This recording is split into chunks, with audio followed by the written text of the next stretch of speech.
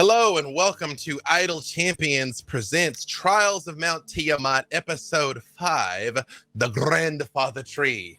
I apologize for the delay, but honestly, it's because I'm setting up something terrible. and by something terrible, I mean wonderful. I was like, I've got to do this now, or I will not have another chance to do it. As always, thank you all for tuning in. Thank you for your votes. Thank you for your participation.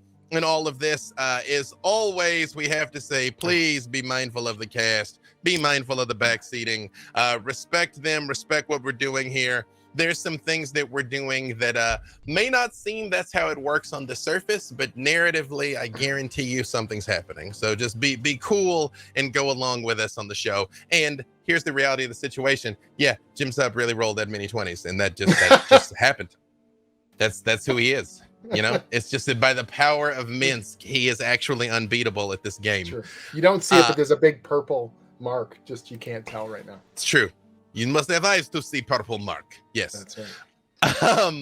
Let me tell you up front what the result of the votes were. Normally, I'm vague about this, and then I'm like, wait, this is public. You literally voted on it. You already know what won. So at some point, the party is going to be afflicted by the curse of puns. Not gonna lie, really looking forward to the curse of puns. We had our first ever tie. We've done a bunch of these at 50-50 within 10 votes of each other.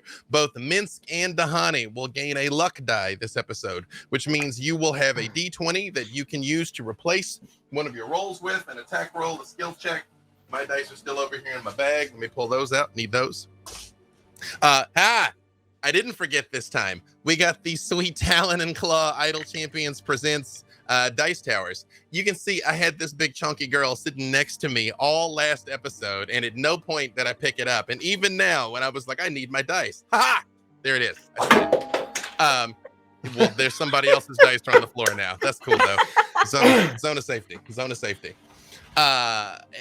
Whittle is going to gain a shiny new item this episode. And believe me, Whittle's about to gain the shiniest of items this episode. Penelope has a guaranteed crit this episode. The grandfather tree is going to be prone to oversharing. Even I don't know what that means. You'll know when I know, but that's what's going to happen. And last but not least, Shaka is going to gain haste, which means you'll get a use of the spell haste. That you tell me when you were going to activate it. Beyond that, it will work as it works. And also, as we said in previous episodes, you can, just like you can cast haste on someone else, if you choose, you can put it on somebody else, but you got to haste. We have our stream code. I was just told a moment ago there was an issue with the code. I don't know if that's true or not. If it is, I'm sure we're going to get it fixed because we have our wonderful moderators and tech goblins working behind the scenes. But the code is ICP5 Forest Father, which, as we always say, if you say it out loud, is like the verbal component of a spell. So it's ICP5 Forest Father. We are doing a giveaway for the Whiz Kids D&D Icons of the Realms Adult Red Dragon. That is the US and Canada only, excluding Quebec. Once again, you know what you did, Quebec. And we also have a Founders Pack 4 and 2 theme packs of your choice, but that's international, so perhaps all is forgiven, Quebec. The winners will be announced at the end of the episode. Thank you to our moderators. Wait, I see Moderator Jay's about to type something. I might be about to get a new code. I don't know. Maybe he's just messing with me. It's weird when you watch a document changing in real time in front of you. But thank you to our moderators, Jay, Mars, Martin, and Sasha. And before we dive right in, by the way, who are you beautiful people? I'm going to go in the order in which you are here on the stream. Let's see if I can do this right. Do I have it? Over there with Hope. Over there. Hi, I'm Hope LaVelle. You can follow me on Twitter at @TheHopeLaVelle. You can watch me play some D&D with B Dave and a lot of people and Meagan and so much. I'm so not ready for this. Over on Heroes of the Plains every Tuesday from 6 p.m. to 8 p.m. PST. You know, you already pointed out to me that if I kill Penelope, she and Freely can't get married. So my kind I'm standing by it. It's true. It does put me in an awkward position, I gotta say. It's like the wedding's off because the bride died fighting Tiamat. So now it's weird. Nothing is guaranteed. That is true. That is true. That is true. I believe in you, though. Just wild shaped like a lot. Jim. Hey, my name's Jim Zub. I've been writing the official D&D comic series with the Baldur's Gate Heroes since 5th edition launched in 2014. We got a brand new miniseries coming out now called Mindbreaker, and that is also a prequel to Baldur's Gate 3, including this character here that I'm playing tonight, Minsk of the Minsk and Boo fame. It's an absolute joy to write these characters and to play these characters. And so I hope you guys check it out. It is just an absolute blast to be working on D&D. I also work with Stacey King and Andrew Wheeler. We make the Young Adventurers Guides, which are a series of books to bring new people into the hobby. If you haven't seen them before, they're narrative-driven kind of choices and brand new artwork all around the D&D world. And they're translated into like 5 different languages, and we get wonderful fan mail from new players discovering D&D and kids clutching those books. And it is some of the happiest stuff that I've ever had as a gamer. So it's a pleasure to work on. They are really great books. LaTia. Hey, it's me. Hi, I'm LaTia. You know me as being one of the rivals of Waterdeep with Shaka over there. I play the actual confirmed murder bird, Eriko Kramonk Jahani, who, after killing a dragon last week, has 1 kill under her belt. Other than that, I do some streaming. I do some writing. I wrote on the Critical Role book that's going to be coming out next March. I didn't write the whole thing. Goodness gracious. But yeah, I do a whole lot of things around the World Wide Web. Shareef. Hey y'all, what's up? I'm Shareef, he, him. I'll be playing Shaka, recent Dampier Warlock, as of last episode. Yes. and as LaTia said, you can find me on Rivals of Waterdeep every Sunday. And you can find me on Bonds Beyond Time at Cookout TT RPGs, which is a Mage Ascension campaign in the World of Darkness. So that's it's exactly what it is. World of Darkness, pretty dark. Wait, what tradition? I'm in the Celestial Chorus. Is my character, so dropping in bars. And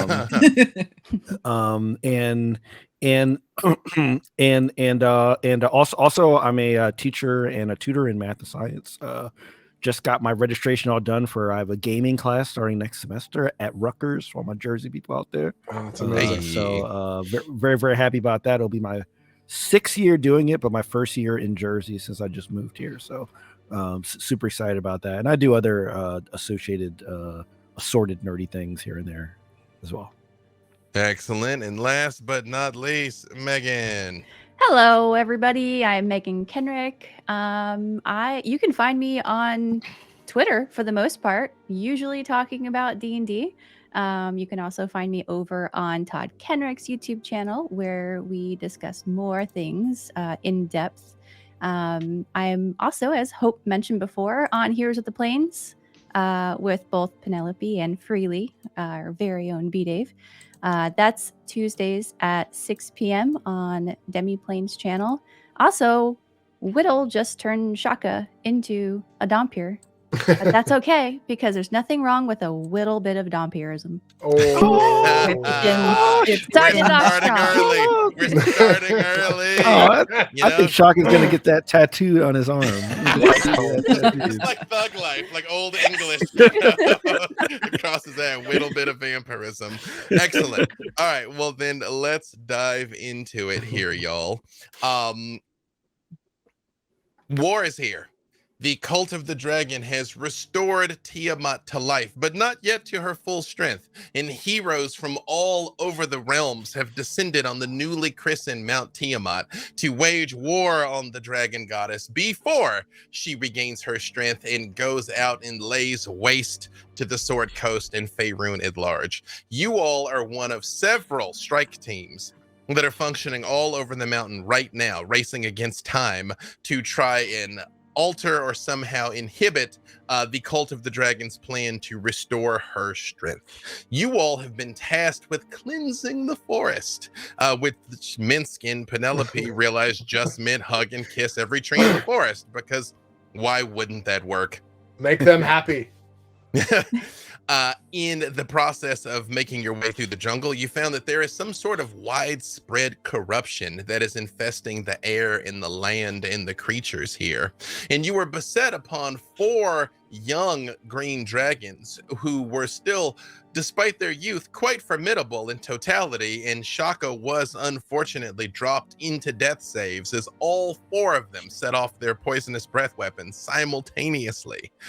He went somewhere else, a place that was dull and gray, and green spectral souls swirled overhead like a storm around a black castle, and was approached by the Raven Queen himself and offered an opportunity to trade something in order to save himself. Shaka declined the Raven Queen's offer, or at least Shaka thinks he declined the Raven Queen's offer, although she still took something from him. And Whittle, thinking quickly, gave him some of her own Dhampir blood in a desperate attempt to save his life, which seems to have worked.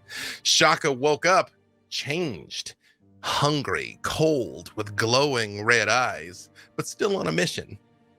As you all proceeded further, you found a clearing in the grove that bore the signs of a battle recently. All manner of animals lay dead and broken all around the place, and you were ambushed by these horrific mounds of rotting branches and leaves and detritus, these shambling mounds, and also a group of dryads that are normally peaceful children of the forest, but their eyes are completely black and beset by some sort of odd corruption that a few of you have been able to detect and even disrupt.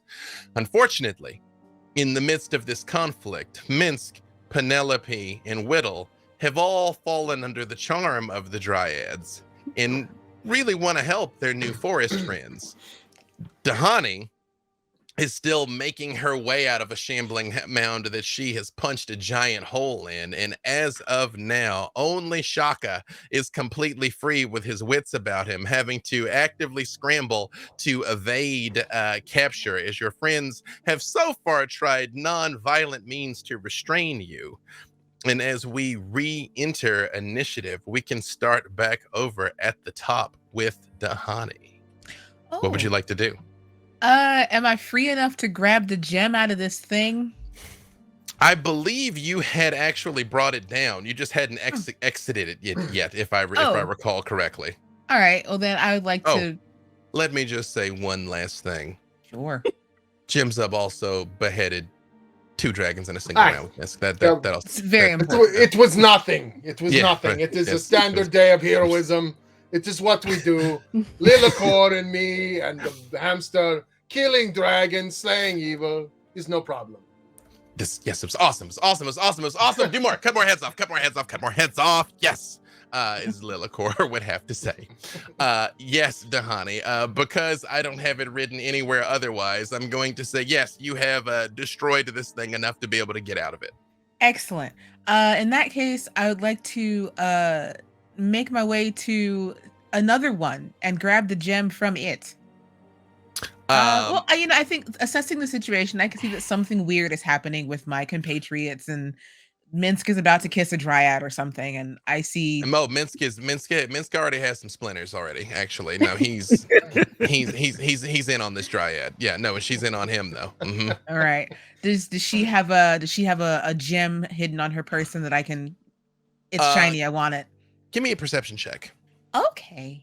Mm-hmm. You can give me a perception or arcana, whichever is higher for Dahani.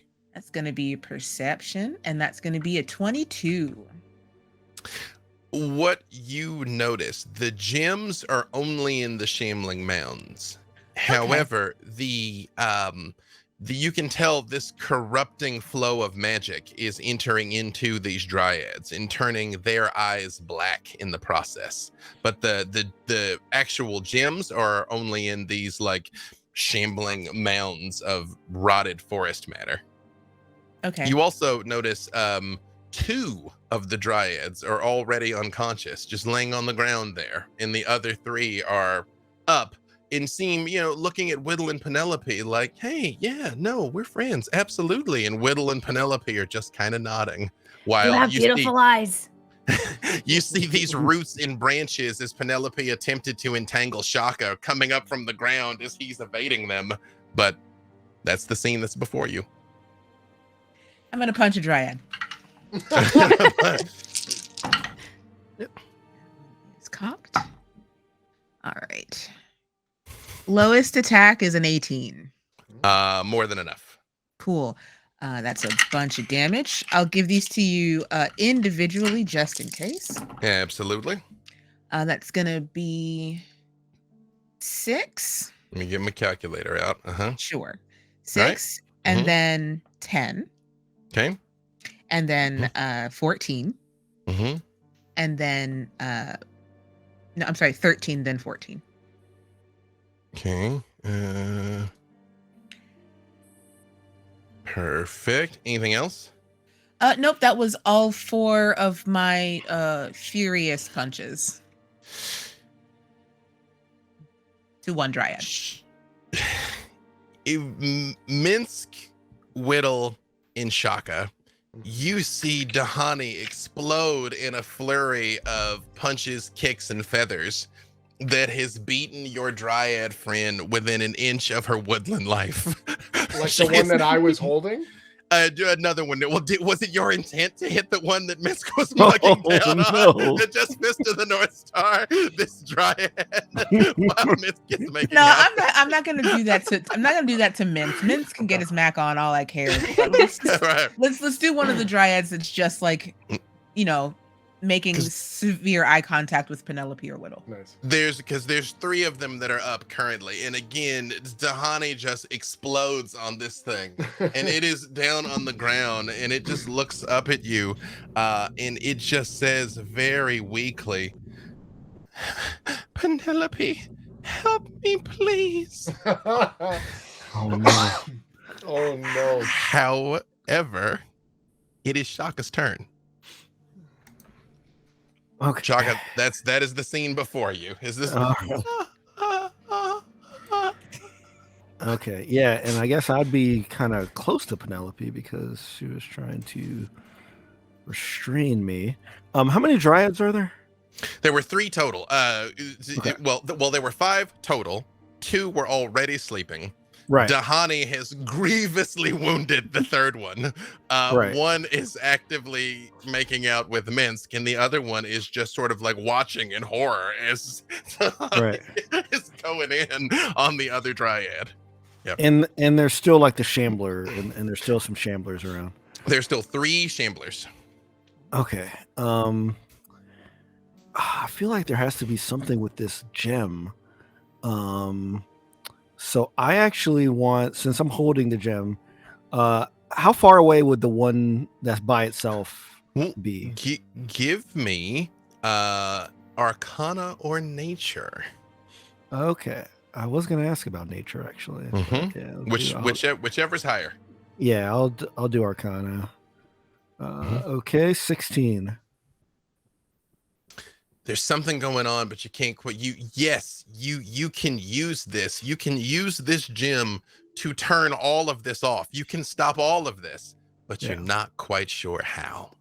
Okay. I would like to, assuming that dryad is within my movement, and now I have 35 feet. So I'm going to move over to it, and I'm going to smash the gem into its chest. The one that was just all over? Yes. Okay. Go ahead and roll. You have advantage. It is laying. Well, actually, it's not prone. It's beaten within an inch of its life, but it's not prone. So yeah, just roll it. So like just an unarmed strike, I guess. Yeah. Yeah. Let's do that. All right. So 16. That is enough. Just give me 1d4 plus your strength, I guess. Yeah. Let's do that. So that is a 3. It actually had 1 hit point left, honey. Oh. As no. Jaka creams this thing with the gem, Penelope, she looks at you and she just says, I thought you were my friend. Oh no. Whose turn is next? Penelope's about to become a Tyrannosaurus on y'all. It is, hold on here. Let me get this out of the way. Next up is going to be Minsk. All right, so I'm like in the middle of the sucking face on this, and I'm just like, and all of a sudden I see the dryad go down, and I just sort of look and I pull my lips away and I go, Shaka, Donnie, you have committed treason! Oh my god. No. Oh, it hurts. No. My soul. Right? And I Oh my pull God. the sword Good. out and I'm Good. super pissed. And I'm just like, what are you doing? These are our flowery friends. We are all working together to cleanse the forest. What evil has taken your spirit and mind? And I'm like super angry, veins popping out of my neck. Got Lilicore out. And I'm like, Do it. have you become evil? Must I smite you? Yeah, no, do it. Absolutely. Look at her. Look at how she just beat up that dryad. Do it. We never cut off an Aarakocra's head. Do it. So I'm just sort of stepping towards them and my hands are vibrating. And I was like, you, why have you done this? Why have you hurt? This is beyond belief. Oh. Get out. I can't. No, won't be able to stay compete with forever. No, stay forever. This was Tiamat's plan all along, that Minsk would kill his entire party with these puns before you got there. All right, so I'm just sort of walking towards you really slowly, and I'm like, explain yourself or die.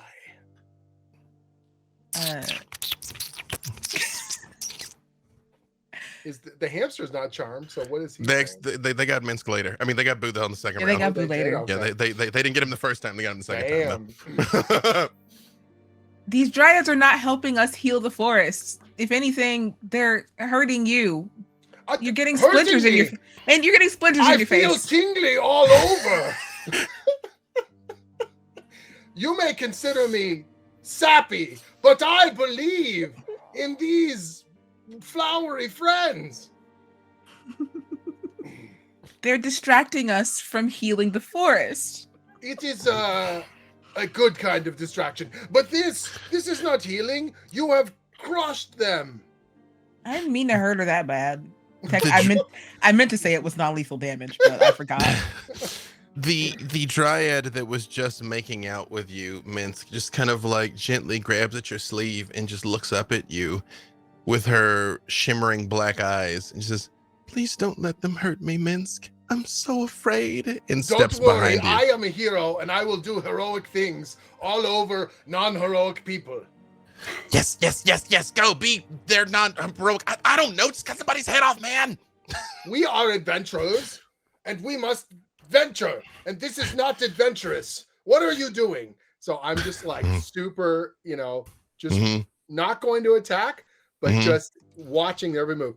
Anyone makes a move towards the flower friends gets Lilicord. Yes, do it. I love it. They gotta get Lilicord. Unfortunately, the shambling mounds have no interest in your piece and attack just awfully. What's your AC, Tahani? 22. 22. Nope. 3 massive misses in Shaka. 20.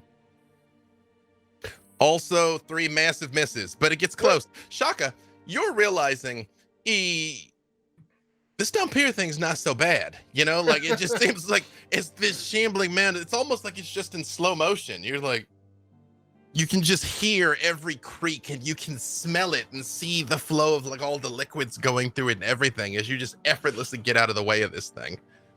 And the third one also misses just terribly. Just Good job. Wait, do not slosh them. They are also friends. Why are we fighting? You just hear it just rotates and looks at you with what should be a face, but there's just no comprehension whatsoever. However, Penelope. Oh, noise. I'm so conflicted. But you guys are grounded. And I'm gonna cast Mold Earth. What's the save on that? Yes. It's. I mean, I'd say it's whatever your normal save DC is. Because Okay. we'll make it Dex and whatever your normal DC is. 18. Y'all give me Dex 18 to see if you can get out of her sucking you down into the ground. I just like the record to show the curse of puns hadn't even started yet. Nope. These are all bonus puns. Yeah, I know. I'm These like, are wow. just bonus puns. The warm up. Just Jim Zub, y'all. Yeah. Jim mother grabbing sub. 28. Okay. Mm-hmm. 21. Same thing, Penelope. The ground begins to reach up and claw at them, and the two of them just spryly jump out of the way. I just start hovering. Like the ground moves from underneath me and my wings just come out and I'm just like, Penelope, we have a mission and you're being distracted. Oh goodness. Okay. Penelope, Mhm. I realize these are not my lady half pint. Oh no, actually, I was about to say these are not my lady half pint strength, but you might be able to do this. Give me nature. Nature Okay. check. It is an 18. Same thing, Penelope. You're aware that something is hurting all of your friends here, but not quite clear on how to stop it.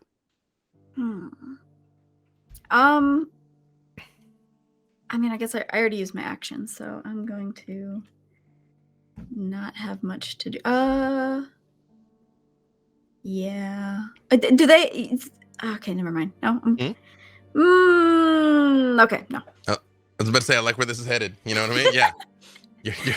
You're like bonus action, finger of death. I'm like, yes, do it. All right. Nothing else for Penelope? No. Whittle, you're the other remaining dryad, because there were 3. One has now been, so there's 2 that are simply unconscious. The third one that is on its way to the great Feywild beyond, with this rock cracked against it, and one that is just looking at you with desperation in its eyes, like, Whittle, please help me. I'm so sorry. I don't know why my friends have suddenly turned evil. And you said at the end of the last episode that Whittle knows Yes. how to help her friends, right? Yes. Give me again Arcana or Nature, Whittle. You can give it to me with advantage because you did realize something last time. Okay. So that's going to be a 26. Whittle.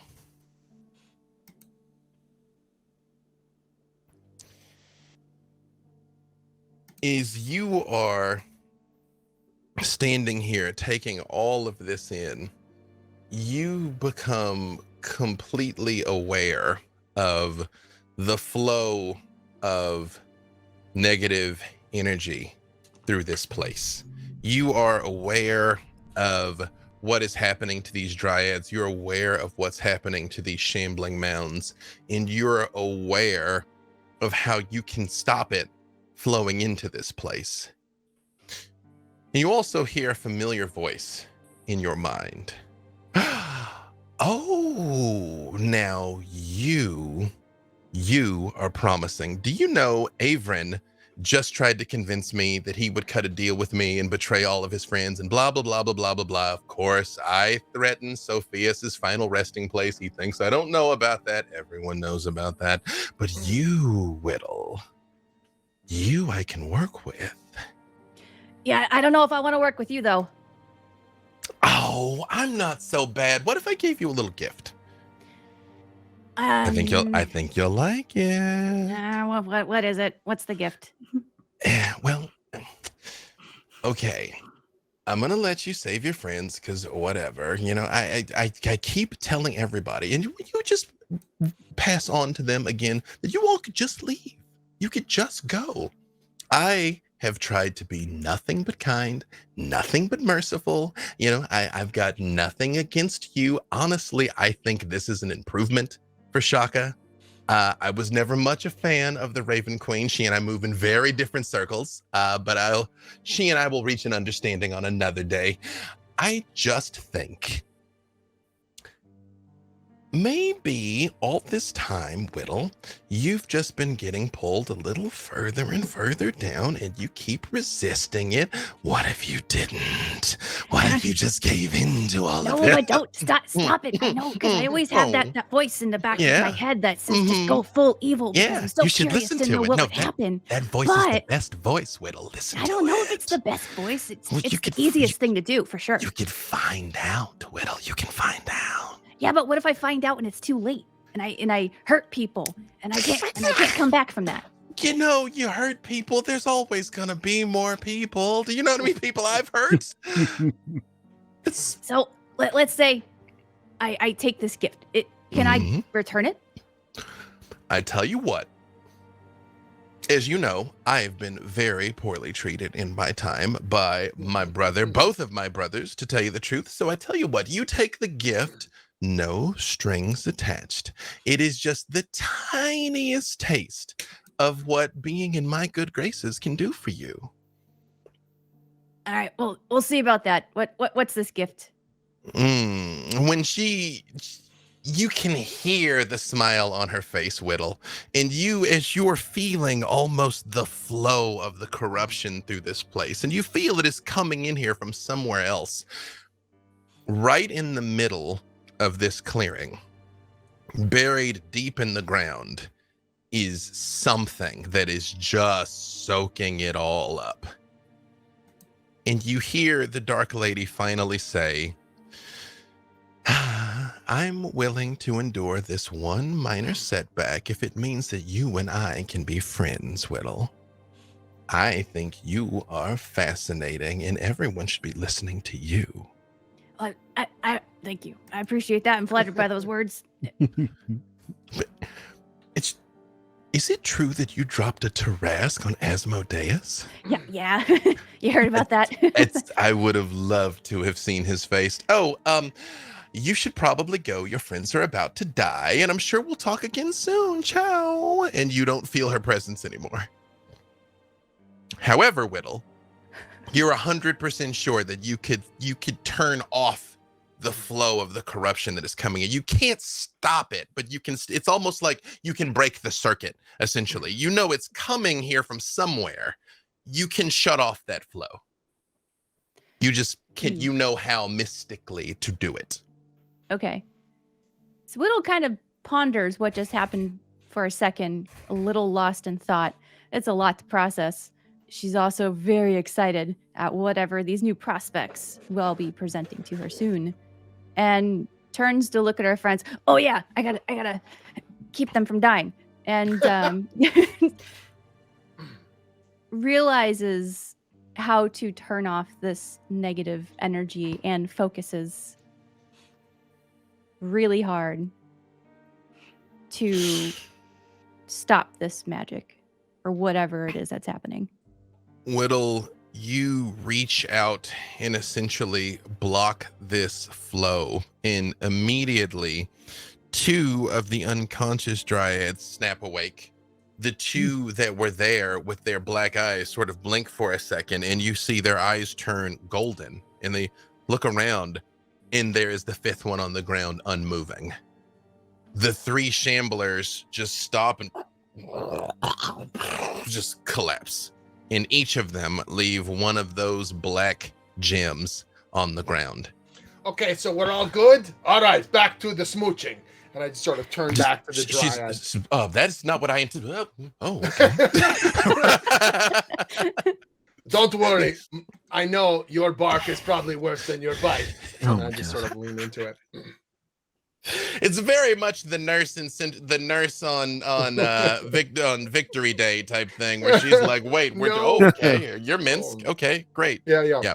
I mean, you're Minsk. Definitely consents. Definitely consents, Minsk, because consent is sexy, kids. That's right.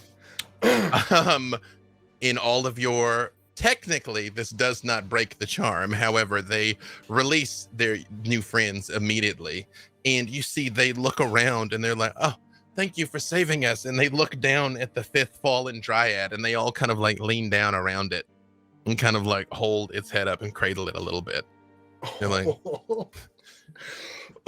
harsh.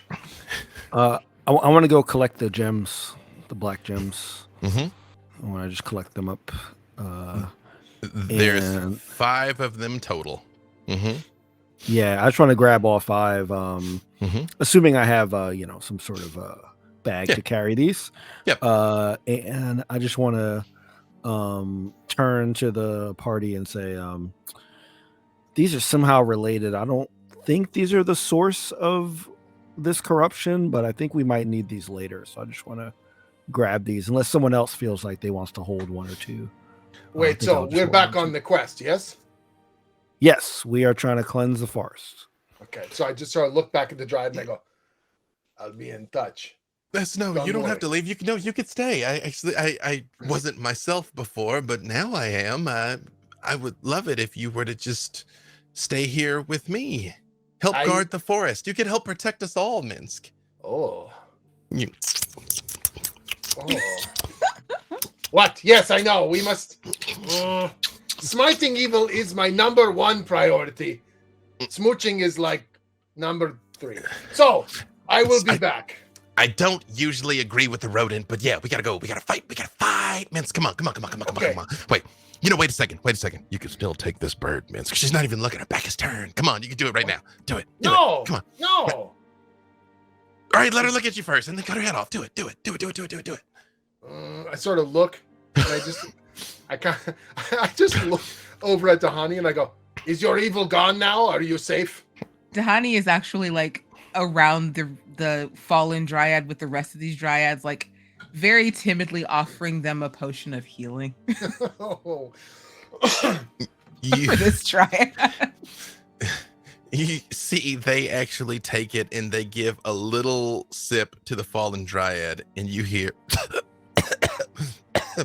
in her eyes open slowly, and she looks over at you, Penelope, while she's still laying there on the ground, and she gives you just like the weakest thumbs up. Penelope, who is actually still looks exactly like these dryads because she altered herself. That's right. That's right. She bends down to this group and she like gives a double thumbs up back to her. Oh my gosh. And then just says, "I think we got off to a little rocky start, but you guys still want to be friends?" They all just like nod. They're like, "You're Penelope Half-Pint, the Penelope Half-Pint." And Penelope like pops back into her shrub self and she goes, "Yes, I am." We've heard so many stories. The birds and the squirrels and the animals, they all sing your praises. Are you here to save the forest? Yes, I am. They look at all of you, and it's like, you see, they seem so excited when they look at Penelope, and then their eyes fall on Shaka and Whittle, and they look less excited. They're like, we're glad you all are here to help us. There's been something there just a few days ago. There's just this magical power that came, and it just felt like a chill wind. I mean, we knew it was coming from this nearby mountain, but we don't know where it's coming from. And they very much are pointing at Mount Tiamat, like where you all know Tiamat is. Yeah. I guess we have to scale the evil mountain. Happens all the time. Okay. Did you all see the ones in purple with the purple robes? Purple, right here. No, robes, not face. No, like that color, but robes. Oh, they're stealing my color, are they? Oh, we shall see about that. Purple is the color of victory, heroism. Also, very soft pillows. But that is not important. Now we must go. They came a few days ago and they started working their dark magic right over there. Whittle, they very much point towards where the Dark Lady told you there was something for you. And we came and we fought and there was a battle, but we weren't able to stop it. And after that, it just, darkness fell all over the place and we just lost ourselves. And then the dragons came and just the trees started dying. Oh, don't worry about the dragons. They're all dead. I cut the heads off at least 2 of them. There's still one left. Maybe 4 of them. I killed a lot. It was amazing. You see the one you were making out with is like squeezing the guns a little bit, Minsk. And she's like, you sure you can't stay and protect me? Oh, don't worry. I will be back. And this arm will be carrying an entire bag of treasure. And this arm will probably be carrying 2 more dragon heads. All of you give me, so you have a few ways that you can go about this. There's multiple approaches you can take. This is just whatever is higher for you all, so you can decide. Just tell me which one it is when I ask you. You can give me sleight of hand, or perception, or arcana, or nature. What are we trying to? This is just to figure something out, right. Basically. Sleight of hand, or perception, or arcana, or nature. Woof. Wow. Yeah. Ooh. Yep. It'll all give you something different, pending what you come up with. However, Whittle, is it your intent to try and get that thing? Yes, it is. As Whittle notices the dryads pointing over there, she knows that this confirms that what the Dark Lady was saying was true. How are you gonna go get it? How far away is it? 10-15 feet. I'm just gonna walk over there and see if I sense anything. With Arcana. Go ahead and roll. Give me Arcana or 19? Perception. Well, yeah, that's no. There's something here. There's something that is It almost feels like it is not the source of that corruption, but it definitely has like radiating with it, like a battery that is fully charged, just right under the ground. How far away is it from where we are? About 15 feet. Oh, like really close. Okay.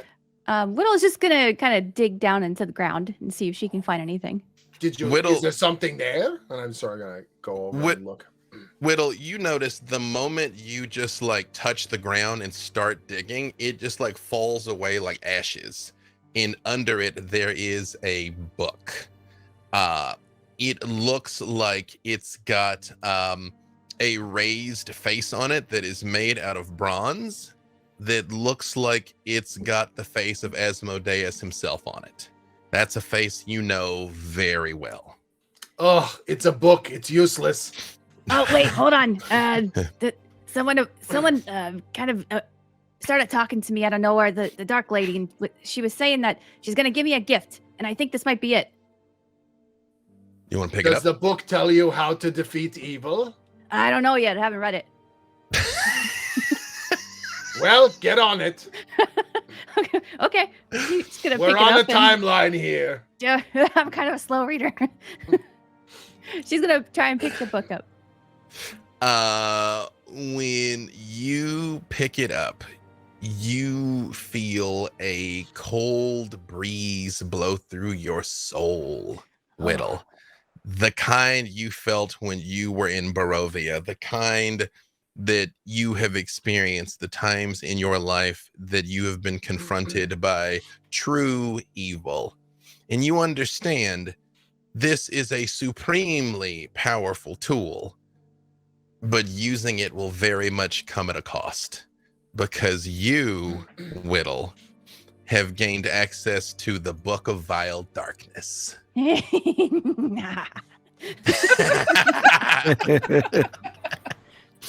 The appropriate response. What are you doing? I'm helping my friend. I'm messing up Todd's campaign by overpowering Evil Whittle. That's what I'm doing. Unlimited power. Oh my god. I would say Shaka, you probably feel something coming off that book when she takes it out of the ground.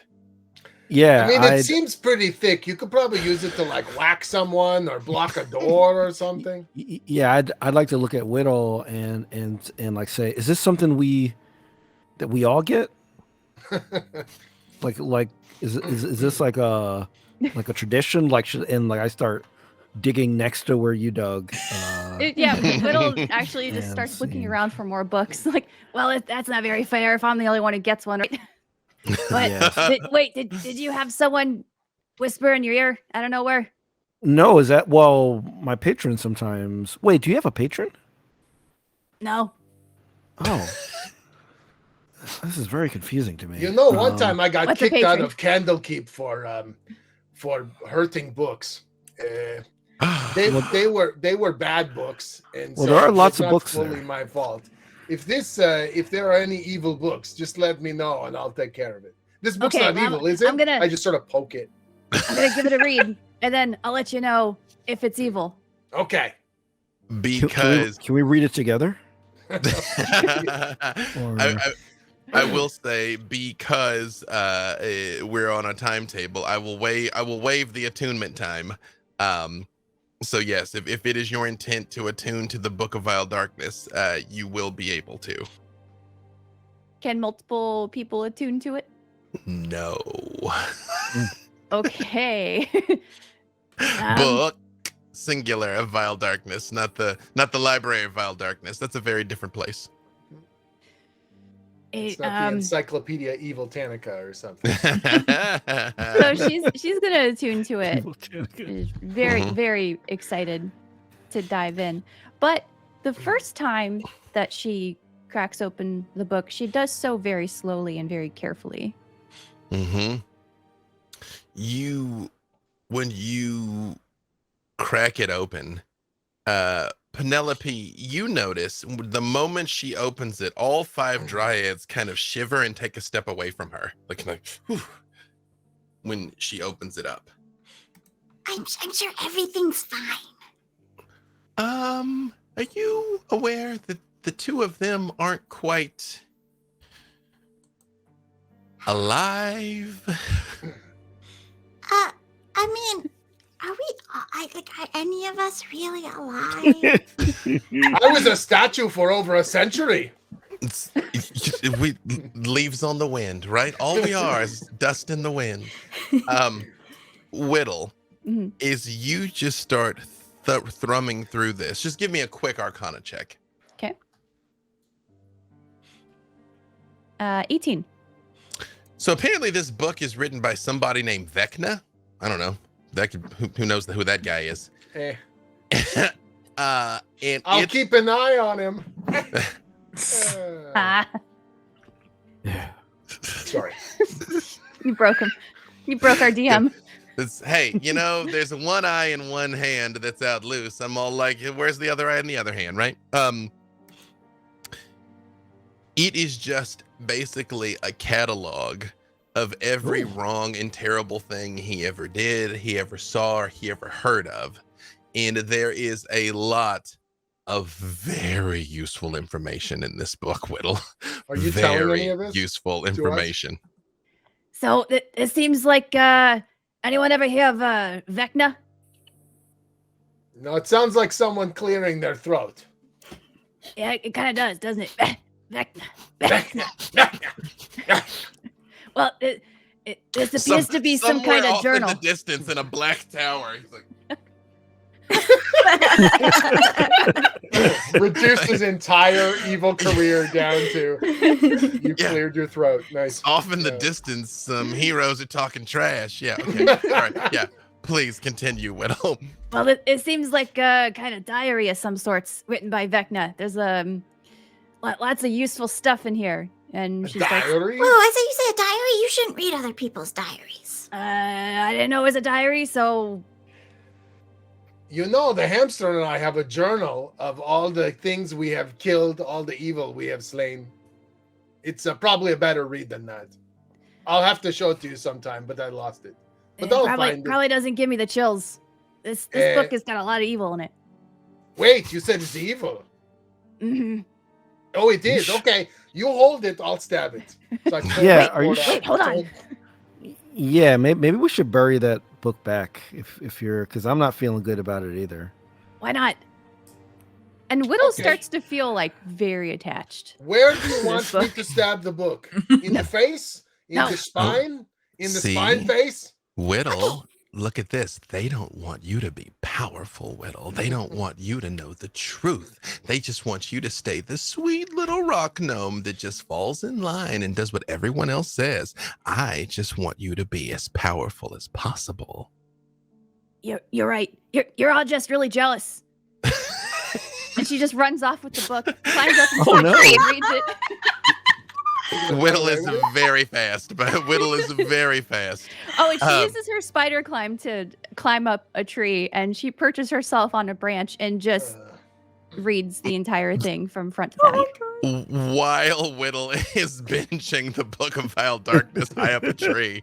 Those for the rest of you with those skill checks, like I said, sleight of hand, perception, arcana, or nature, I'll go, you just tell me what you rolled and then tell me what you got. So Penelope. Nature 13. Nature 13. And Shaka. Sleight of hand 9. Sleight of hand 9. Dahani. Sleight of hand 8. Sleight of hand. Y'all, what are you doing? Whatever it was, I just punched it. True. Minsk.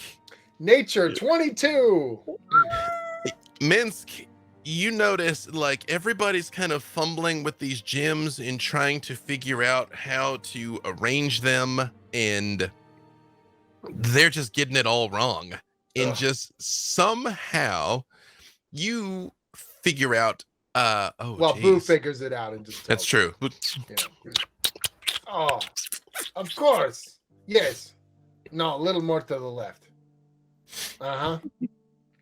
You figure out a few things. Technically, every time somebody fails this, you're supposed to miss one of these pieces of information, but I would like the story to continue. So let's see here. We're gonna see what Boo actually knows. Boo actually rolled great. Fantastic. You realize a few things. The corrupting magic is the essence of foul sacrifice and is being sourced through a location in the forest where hundreds of sacrifices were made in the years past. There must be a temple, a shrine, a sacrificial grove, or a similar site somewhere here. Okay, I'll translate that into Minsk after you're done. The black diamonds have been sourced from the sacrifice site, and they act as anchor points for the corrupting energy to be able to flow outwards. The corruption in the grove was consuming the latent fey magic of the site as it slowly sacrificed the life force of the ancient trees. And the sacrificial energy claimed from the grove was being drawn back to the site where the black diamonds originated. You got to minsk that up. Yeah, I believe in you. Okay. Here's what I think, and the hamster can confirm it. These, let's call them bad rocks. Bad rocks came from a bad place where bad things happen. And we need to take these rocks back there and go there with, because they're like the root of the problem. Forgive my treeisms. And so we can go there, and if we find the bad temple circled grove of evil, we can unevil it. Of that I am quite certain. Boo is like... The point is, we've got a mission we can do with take these rocks to the spot. Yeah. Is that right, Boo? You, the dryad that you have the most meaningful attachment with. By which you mean she occasionally clutches my buttock. I mean, as you look down, she's clinging tenaciously like powdered toast, man. What a reference. Wow. Deep cut, fellow children of the 90s. She looks up at you and she says, well, we don't know anything about a shrine, but Grandfather Tree would know. Is he evil? No. But he could recognize evil. Yes. Well, then where is he? They just all in unison kind of turn and point in the same direction. Just. Is it toward the mountain? It is towards the mountain. Good news. We can stop at Tree and then hit the peak. We'll be back by dinner. Oh, really? I'll prepare a feast for you. I will assemble some fruit. I will assemble some pine cone puree. We have some lovely juices. Yeah, just anything that you might like. We're vegetarians. Is that a problem? Don't worry, I'll bring the meat. And I just start marching off toward the. And it's just like, yes, he will. Yeah. Yeah. Actually, is there any since you're familiar with the forest, is there any sort of I guess off the beaten pathway to get to the grandfather tree that maybe won't attract as much attention? Well, unfortunately, there are no paths to the grandfather tree, but we might be able to help you actually. And now, another roll.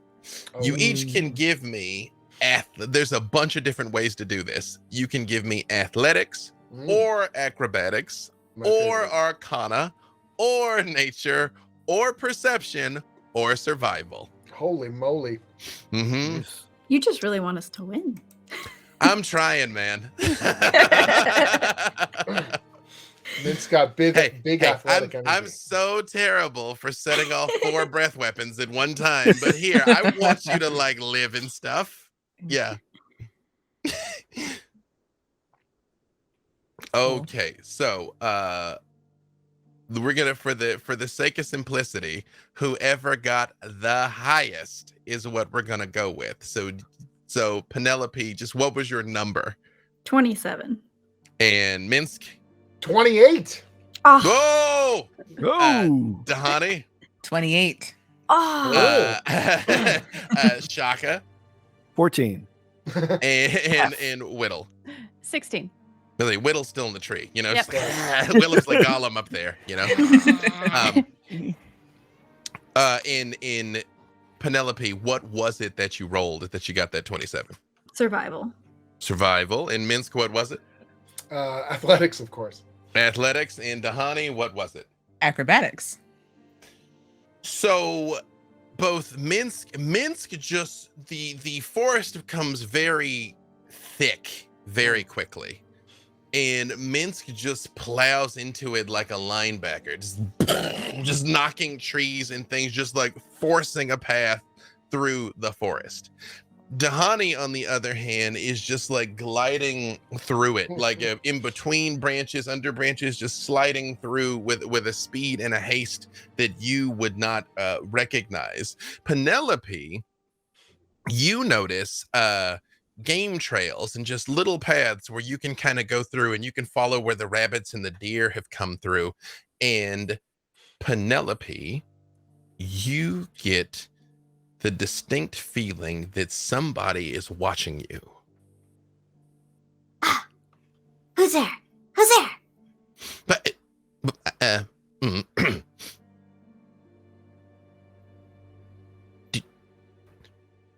you hear something speaking squirrel to you, Penelope. That's great. I know squirrel really well. I took 2 classes of it. Hello. Are you the Penelope Halfpint? But that's what people keep saying. I mean, but does that make it true? I'm not aware that otherwise. Well, I don't know of another Penelope Halfpint, but that would be pretty cool. Yes. Excuse me. Your friends look very fearsome. If I were to come out and reveal myself, do you think they might try and eat me? No, not at all. Not at all. I'll make sure of it. No, that guy with the red eyes keeps like looking around pretty shifty. He's just lost. You see up on a nearby branch a very fluffy, very cute red squirrel. Bright red. His red is your hair. Well, hello there. How are you? I'm Penelope, but you already know that. But who are you? Well, my name is Red Squirrel, which I realize is very on the mark, but yeah, that is my name. A pleasure to meet you. I love it. It's very easy to remember. It's, that's how I keep track of it. But you want to know a secret? Oh, yeah, always. I actually know how to talk people. I don't just speak squirrel. Yeah. Did you take classes too? Really, I just spent a lot of time in and out of garbage bins, and I just picked up a word here or there, honestly. Normally, it's not a squirrel thing, but I found out you can get some, pretty nice scraps in there. That's not amazing. No, you're amazing. Oh, you're amazing. No, okay, wait, both of us are amazing. Okay, we're both amazing. Okay, So are you just saying all that stuff just up to the tree? Yeah, has he revealed himself? He comes scampering down and jumps off onto your shoulder, Penelope. And he's a big squirrel. He's almost the size of your head. Yeah. And you see, Boo immediately is like... Don't worry, he's not competition. Yes, it's fine. It's fine. No one will replace you, my hamster ally. Whittle, come down here before you get replaced by a squirrel. Whittle spider climbs down the tree. And, yeah, you see her spider climb down the tree and almost just appear in front of you. And Whittle closes her book and puts it in her bag. I'm going to look at Whittle. I'm going to say, do you promise, if the evil overtakes you, to let us cleanse the evil? I don't know what you're talking about. Hey, I'm sorry for how I acted earlier. The book's not evil. Are you sure? It's safe in my bag. Are you sure? Yeah. Oh, okay. Why wouldn't I be? So then I just sort of look back. That was very convincing. I also have no additional questions. Totally not evil. All right. Trust is an important part of heroism, and I am a hero. Therefore, I trust you completely. That seems an oddly specific thing that you would have to state that my book's not evil, but what do I know? I'm a squirrel. As you all are sitting here interacting with Red, the chatter of birds and small animals suddenly picks up again. Movement shakes the branches of the trees around you as hundreds of creatures are suddenly on the move and all heading straight for you. Oh dear. What did you do, Red? No, I didn't do anything. There's just weird stuff happening in the woods, okay? Nobody's acting like themselves anymore. What about you? Are you not acting like yourself? Are you doing something different than normal? I don't know. What do I normally act like? I don't know. I just met you. I just met you too. I don't. I mean, look at my eyes. Do my eyes look wild? Do I look crazed? You look adorable. You look adorable. All of you roll a D6 for me. 1d6. I would pay to have another several hours of Penelope and Red. Yeah, it's a spinoff. That's good. That's the sequel. That's what we're doing next. The Adventures of Penelope and Red. Yep. Right. So Whittle D6. Got a 2. Whittle, you see up above the trees start filling with squirrels, normal squirrels, not bright red fluffy squirrels, but standard squirrels, and they start hurling nuts and little rocks at you, Whittle. They do 9 points of bludgeoning damage. They're just you just all see this bombardment on Whittle. He goes, "Oh no, they brought in the artillery." Oh, Red! As a reaction, Whittle just throws up her shield, and when she first saw the squirrels, there's just a little bit of drool. Then they start throwing stuff at me, and shield. The situation is getting squirrely.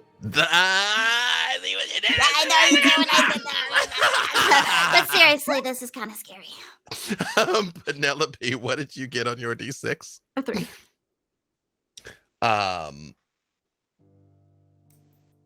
Penelope, while you are laughing there with Red, you notice it a split second too late. In the bushes, a thick black and white tail whips up and skunk spray. Pow! Just point blank center mass. Penelope, you're already low to the ground. It's just boom.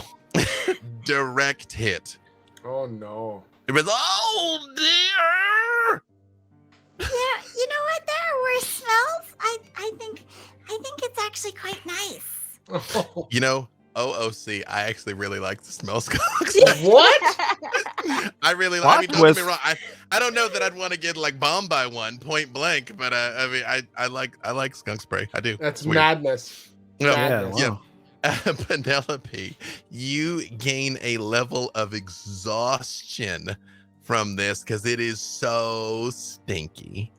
And I'm gonna guess like a prestidigitation's not gonna take it away, is it? Actually, it would. So It that I wouldn't have the exhaustion. Okay. Well, okay. Take it in. Okay, all right. Oh. Okay, all right. It's gone. It's gone. You can let it stay in your clothes. It's off your skin, you know? Right. Minsk, what did you get? So hold on. That was just a D6. Just a D6. Mm-hmm. How did I miss that? Yeah, a lot's happening. It is a lot going on. I've got a whopping 1. Minsk hawks come down out of the canopy, screeching, and Boo freaks out and shimmies down the back of your tunic. Is like hawks are grabbing at him, grabbing at you, and they scratch you up for 9 points of damage. What? Minsk, is these hawks are just coming down, attacking you. Hey, hawk off! That's just like Dahani, D6. I was standing next to Penelope. I rolled a 3. Point blank pow.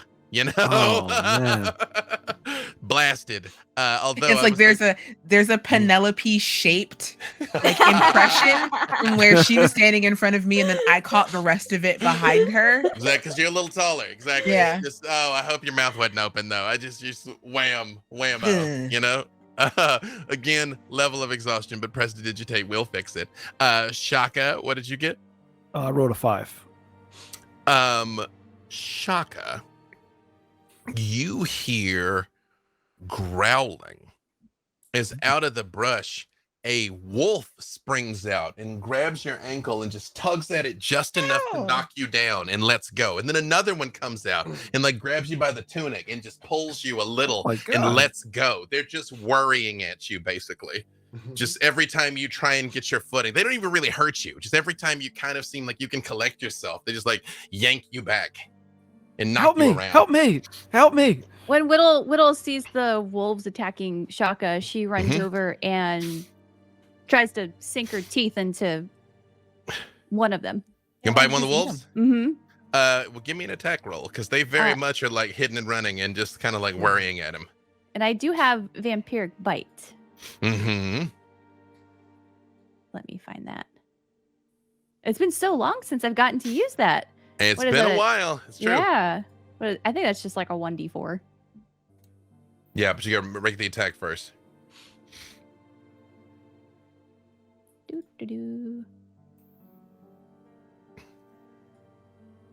Literally so being it's a hounded. 7. That's a 7. Literally being hounded. It's true. Yeah, that's a 7.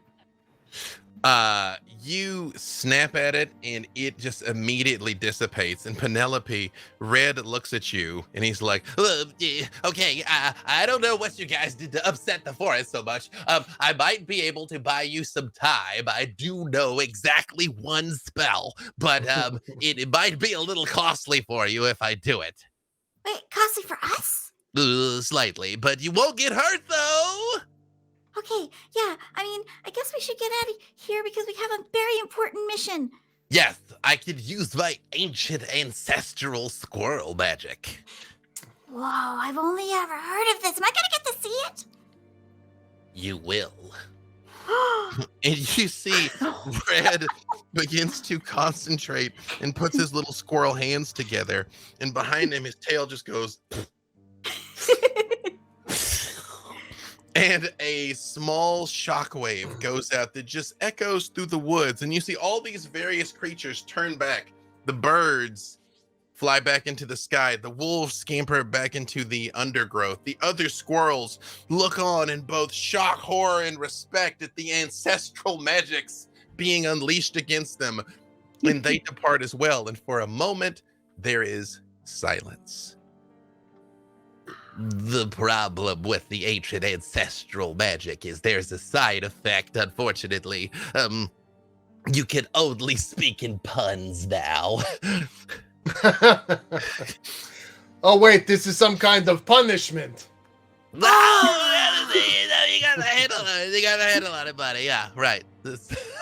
Now, I realize it is difficult to speak exclusively in puns, so it's not that you can't talk, but you are all afflicted by the curse I call blessing of puns. This is just rough. Maybe I can make it up to you by guiding you onwards towards Grandfather Tree.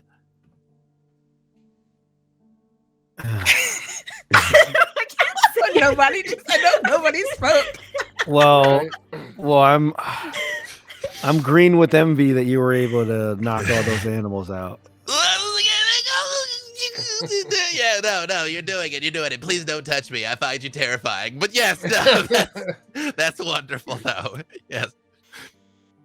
Well, I think we should just make like a tree and leave then, shouldn't we? I'll try. Okay, we are now all Nice. friends. Let's go to the tree. So do we realize that these are puns, or do we just think we're talking normally? No, you're aware. Okay. I mean, we're aware. Okay. Yeah, I will say, I didn't know there was few things that could fill my heart with so much joy as watching Erin's face as she desperately attempted to make up something that rhymed, as watching Hope trying to come up with a pun. Because I'm watching it happen. I'm watching it, and I love it. I love it. Like it's just like it's I see the loading symbol. It's there. It's beautiful. I love it. Well, guys, we have to get to the root of the problem, so we have to follow the squirrel. I mean, that's he must think we're nuts if we're gonna follow this thing. I'm the druid here. I should be coming up with these puns. We did. You know what? We did this for you, chat. Two things. First of all, you're welcome. Second thing, you all literally chose this. You literally chose this, chat. Yeah. So make sure you vote for Idle Champions for what's gonna happen next week, right? Is you all are making your way through the woods here, and Quickly, again, because we have to be punctual. Red is hopping from branch to branch to branch, and he's like, something's wrong. It's okay, so I don't know if you guys understand this because you're all mighty heroes and whatnot, but some of us smaller ones have just sort of an instinctual sense for when we're in danger, when predators are around, and he very slowly looks at Whittle and Shaka again, like... Whittle just kind of like yeah. I'm gonna lick my lips. He just disappears like into Penelope's bush cloak, but he's like, Go ahead. "Ooh, there's something very scary around." Are you stumped? His hand goes back down to Every time. Well, it's okay. Yeah. It's okay. I think the only thing here that's instinctual is the honey. And she's gonna prestidigitate away the skunk smell. Yeah, Thank you, Penelope. hopefully they won't be able to track us anymore. There, that was a little fragrant. That's true. All of you, give me. Where's my thing here? Give me a wisdom save. Well, I'm doomed. Ugh. Okay. Hopefully 12? That's still Oh my god. 12, Oh my Also goodness. got a 12. 12, 13. 13, 19. 19, Unnatural. I got a dirty 20. I can't believe it. dirty 20. All of you do feel just a wave of terror just move through you. It's just like it comes out. In Dahani and Minsk, you feel it, but you're able to steel yourself against it. Whittle, Shaka, and Penelope, it's hard to move from this spot. Red is right. Red is right. Something dangerous is here and wants to eat you. You're 1,000% sure of this. I have a bad feeling about this. Is anyone else just really scared right now? For no reason? Yeah, I'm very scared. Yeah, should we just try to get a surprise on like whatever's out there? I'm sure its bark is worse than its bite. You're fine. It's fine. Oh, I assure you, you're not afraid for no reason. And my bite is significantly worse. Oh, Echoes through the woods. To be fair, I said that because I had to make a pun. But if they're scared, I'm sure there's a perfectly good reason. Oh, Red. I love this squirrel. I love the scroll so much. Red's a pretty good hype man. He's a pretty good hype man. You all see up ahead what looks like a halfling. Penelope and Whittle, you both know him well. He looks a little like Freely. Not exactly like Freely, but he's got brown skin. He's still got red and green hair, but it's like very wild and unkempt. Whereas Freely's is kind of bright red with just a couple of green streaks. This is more mottled red and green. But he does look like maybe they could be cousins. Maybe they could be brothers. And he walks over and he just sort of hops onto an overturned log and sits down. Well, we'll be with you shortly. What do you want? oh. Hey, don't be such a bump on a log. How the hell are you doing, Freely? Wait, Freely? are you Freely? Wait, Freely? No, it's not Freely. I would know Freely anywhere. Are we speaking Freely? Is that?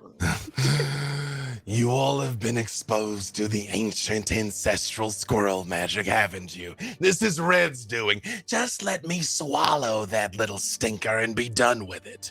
In Penelope, you very much feel Red start to tremble near like the base of your back. If you want to swallow the stinker, there's a skunk a couple of miles back that got us really bad.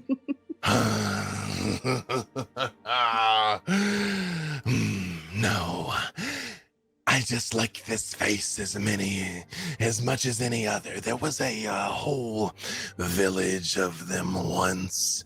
I made my way through and they were quite delicious. I always come back to this one when I need something a little more maneuverable for the woods. Oh, wait. Sorry, I think he talked like this at the time. Am I less scary when I do it this way? I'm not sure, really. Wait a minute. Are you evil? Undoubtedly, yes. Well, I'm here to kill evil. Sorry, pal. I'll just pull the sword out.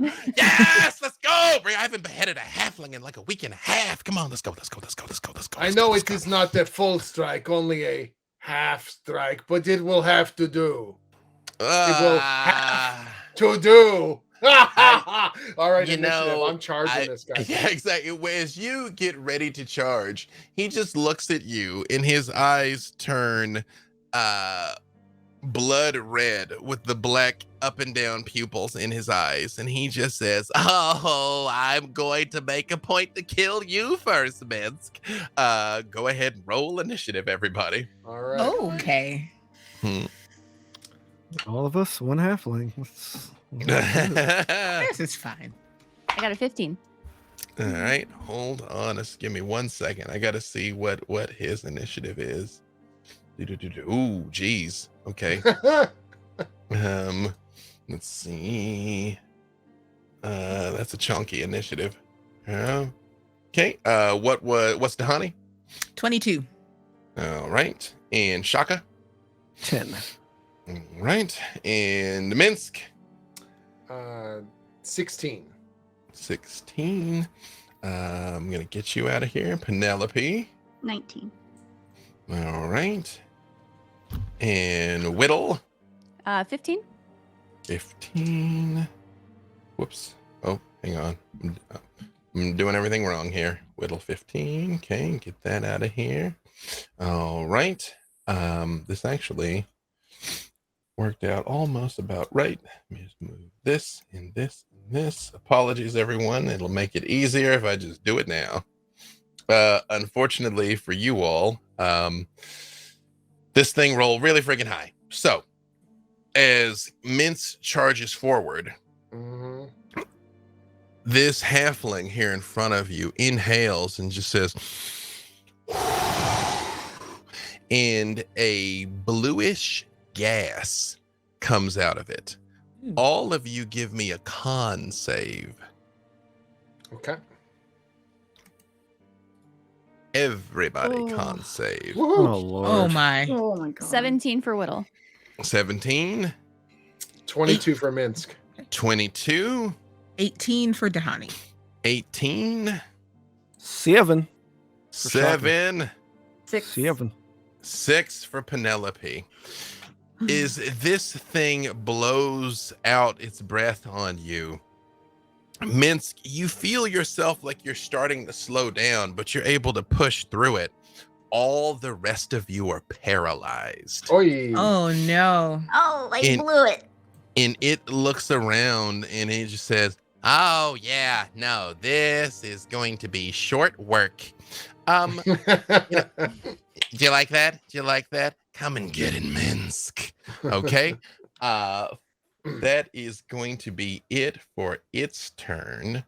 That brings us to Dahani. At the end of your turn, you can make another save to see if you can get out of it. Because, hold on, actually, let me just double check the paralyzed condition of what you can. I don't think you can do much. Yeah, you can't do No, anything. I can't do anything. But at the end of your turn, you can save again. I fail. I am still paralyzed. It is a not insignificant save to get out of. And I got a decent bonus, but the die roll was low. Penelope, same thing. You can't do much, but at the end of your turn, you get to try and save again. It's a con save? Mm-hmm. Okay, I'll try that. Oh, it's an 18. That is not enough, unfortunately, as you try to will your body to move, and it just won't, Penelope. Minsk, however, it is your turn. You made it through. Imagine if this thing had gotten all of you, and I'd have let it happen for the record. Minsk, this halfling is sitting on the bush, looking very satisfied with itself. As all of He your said he friends was are just evil. So I'm going barbarian berserk on him. So it's 3 attacks with the Vorpal Greatsword. Here we go. All right. So Lilikor, I would just be like, we must finish him shortly. That's a natural 1, but so that's a miss, even with my bonus. Swing it where the head should be, Minsk, but it is far below you. Then a 32. That is enough. And a 27. A 27 is also enough. All right, so I'll roll. Is he genuinely evil? He genuinely is. Okay, so that's going to be a total of, hold on, because I get the extra damage for evil. So I'm getting, hold on, 6, 18, 14. So 38 damage total. 38 total. Perfect. Hold on a second here. Perfect. Excellent. Anything else for Minsk? I mean, that's all 3 of his actions. He's just basically like, surrender or be cut down to size. More to size. Minsk, is you smash your sword into this thing, like bursting through the logs. you see it jumps up onto your chest, this halfling, and says, "Oh, I don't think I will," and shoves you with his legs. Give me a dex save. A dex save. Minsk. See what we got. 7? Minsk, you take 15 bludgeoning and go flying backwards and land prone. And the halfling flips back up and lands in a nearby tree. Boo! We must team up to stop his impressive footage. For the first time you notice, Boo has been on your shoulder like this. And when you hit the ground, Boo just landed completely flat. Oh no! Save Boo! He's been ham-stunned. You see, he does look down from the tree and he goes, "Oh, lunch," when he sees Boo slide down. Whittle, same thing. You can give me another con save that technically is at the end of your turn to see if you can get loose. That was a 7. And same thing. You cannot get free from it. And you are incapacitated otherwise. Shaka, same thing. Yep. Let's see. 5. Oh my goodness. Yeah. You see, it looks around and you see this halfling opens its mouth and acid starts to drip out of it and down onto the limbs of the tree and sizzling. And it's like, "I could just kill all of you right now so easily. But what would be the fun in that? After all, I believe it was you who said it was heroing time, right?" And it pounces off the tree onto Minsk. You all see when it hits the ground, even though it looks like the size of a halfling. What is Minsk's AC? 18. It comes down and... Oops, sorry.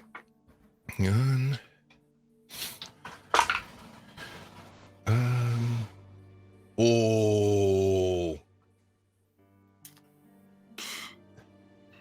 How rough. I rolled awfully, but he just has just a chunky to hit. You see it lands and just rolls up its little halfling fist and just boom, boom, boom. And you all hear the of the ground underneath Minsk here as it hits you for 19, 15, and 15. Oh. Holy crap. Nothing else? Nothing else to say, hero? And so that is a total of 49 damage. Wow. Somebody help me before my hamster becomes an orphan. You see, it looks down. When you say that, he just goes, "Oh, yeah. I think I should probably take care of the hamster next after all." And you see it steps off of you and is walking towards Boo. However, Dahani, same thing. Give me con save. Right. Natural 20. Hey, yes.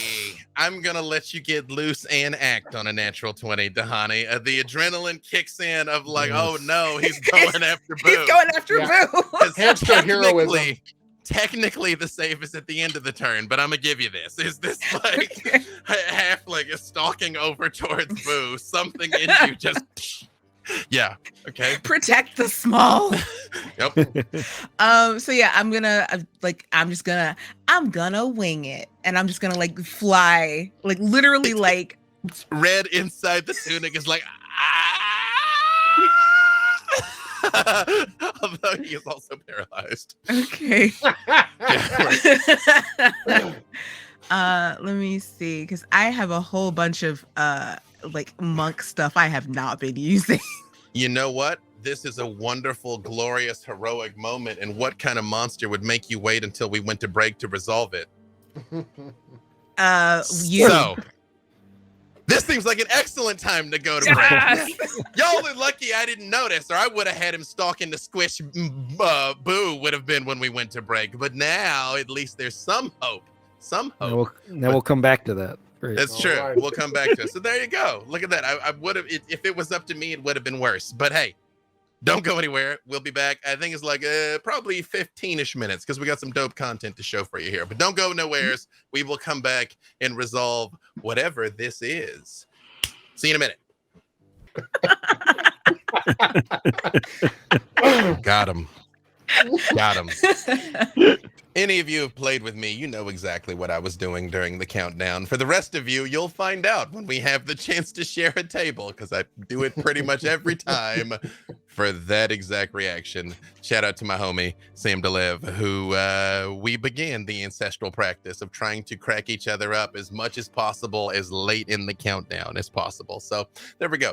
The struggle continues. Speaking of struggle, our heroes on your quest to purify the corruption in the forest, you've been sent to talk to Grandfather Tree, and on the way there you've been accosted by something.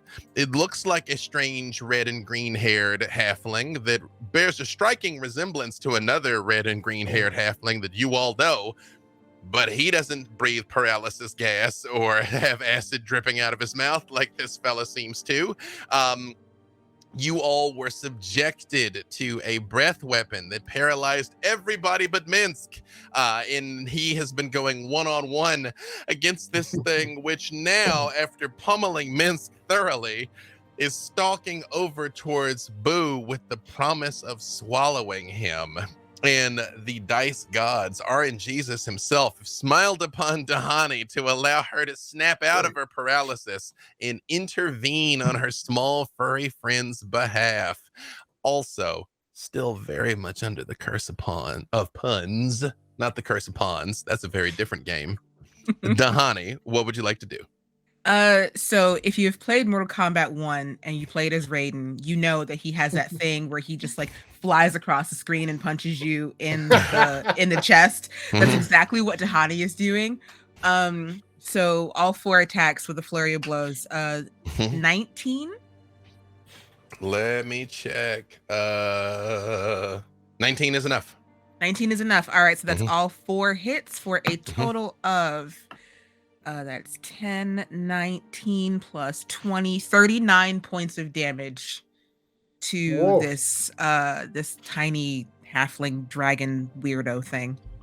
You notice as you are hitting it, it is like incredibly dense. It's like hitting a wall of stone, but but I mean, it's bruising, you know, you're definitely landing on it. And it just looks, as you are hitting it, he goes, Oh. You don't want me to hurt the hamster either. Got it. Give me a dex save, Dahani. Whoa. Well, first of all, was that it for you after those 4 attacks, or was there anything else? Yes, that's all I could do. And then I've interposed myself between fake Freely and real Boo, and that's a 31 dex save. You, as you were punching it, this halfling grabs you and throws you over its shoulder like you were gonna go hurtling into the woods, but you're able to like beat your wings and like catch yourself. And he just looks at you and goes, "Oh, that's not bad." Can I have done that? Can that have happened like between 2 hits? Like I punch, he grabs me and like swings me over his shoulder, and then I like wing back and then like punch him in the back. You know what? Rule of cool. Yeah, absolutely. Sure. As you hit him, he's just like, when I'm done with that one, I'll get to you next. However, it is now Penelope. Same thing. Give me con save. I believe I have been gifted a critical roll that I forgot about. Oh, This would be an optimal time, and I will bless you the same way that I blessed Dahani, that you can both get out and act in your turn. Technically, the save is not supposed to be till the end of the turn, but 20s are 20s, and 20s are gold. Yes. Okay. You see Boo's little eyes are just locked on yours, Penelope. Penelope shakes out of it and she just looks up at Boo and then over to Fake Freely and is just like, "You are a blight upon this world," and she's gonna cast Blight. Ooh, is that an attack from you or save for it? It is a con save. What does it need to make? Sorry, 18. Let's see here. So you know what's funny? I, as a professional, keep all my monster tabs next to my Hangouts tab. 100% of the time when something happens, I'm like, where's the monster? I can't find it. It's not. I'm like, oh, it's where it should be, right next to the camera. It does make the save.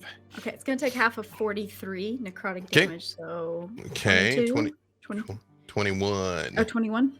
No, 22. 22. Oh. You said it was half of no, 21. Yeah, 43. 21. Yes. Perfect.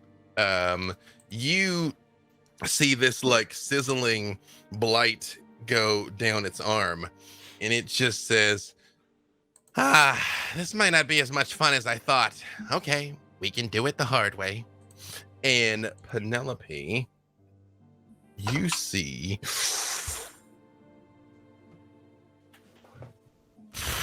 Penelope, it moves faster than your eyes can perceive.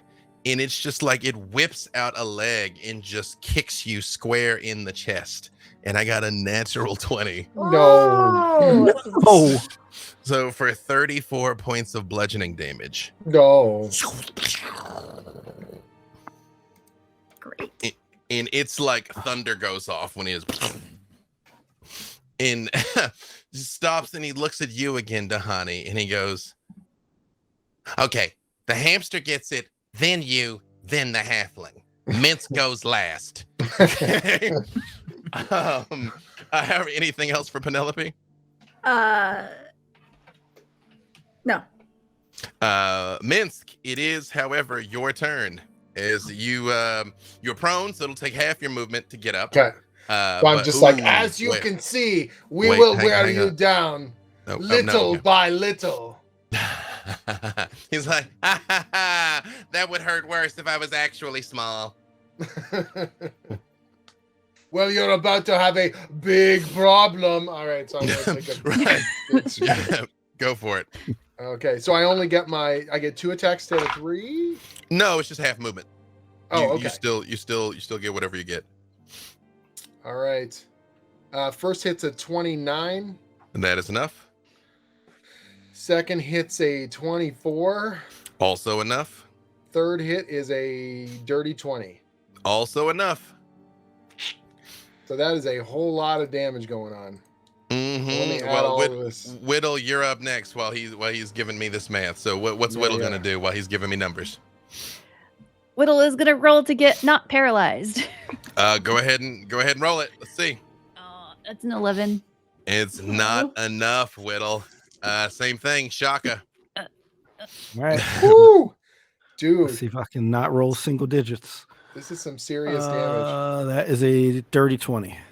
That is enough, Shaka. However, that is going to take your whole turn to basically will your way out of it. But you do get loose, Shaka. That's cool. Mm-hmm. I get loose. I did 55 damage. 55. Jeez. Minsk and Dahani, you two that are point blank there, give me perception checks. I'll give me perception or survival. Oh, good, because my perception's terrible. Oh, wow. They ended up being the same. 18. 18? 10. 10. Minsk, you kind of don't care. You're just busy doing violence, Lillicor cackling maniacally in your ear.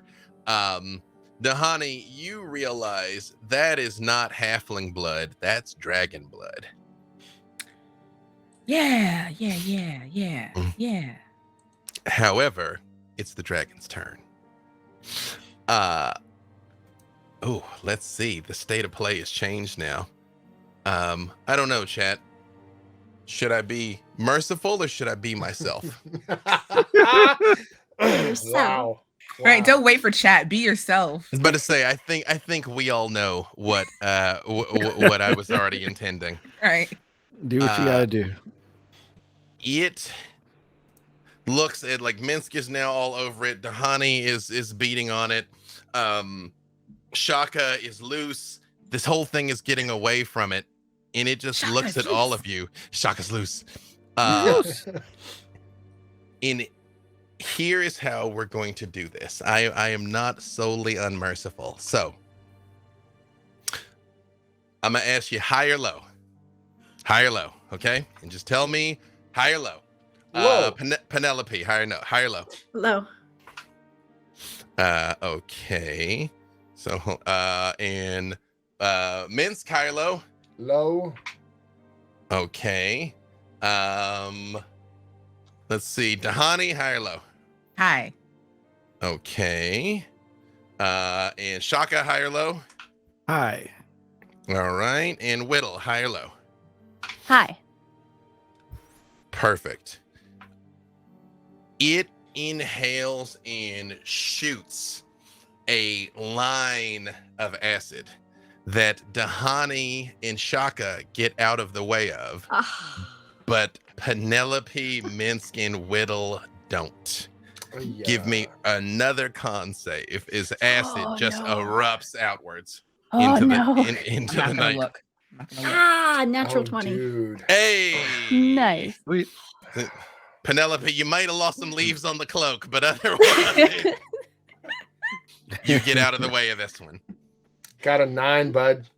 Oh, you were point blank, Minsk. Yeah. You're point blank. You know what, Whittle? I'm gonna give you advantage on the save because Oh, thank Minsk you. is just right there. It just takes it in the Yeah, chest. just Just acid goes spraying around him.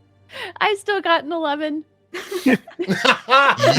You both take 58 points of Oh. acid damage. I'm in the negatives for sure. Does no. that drop Minsk? Oh yeah.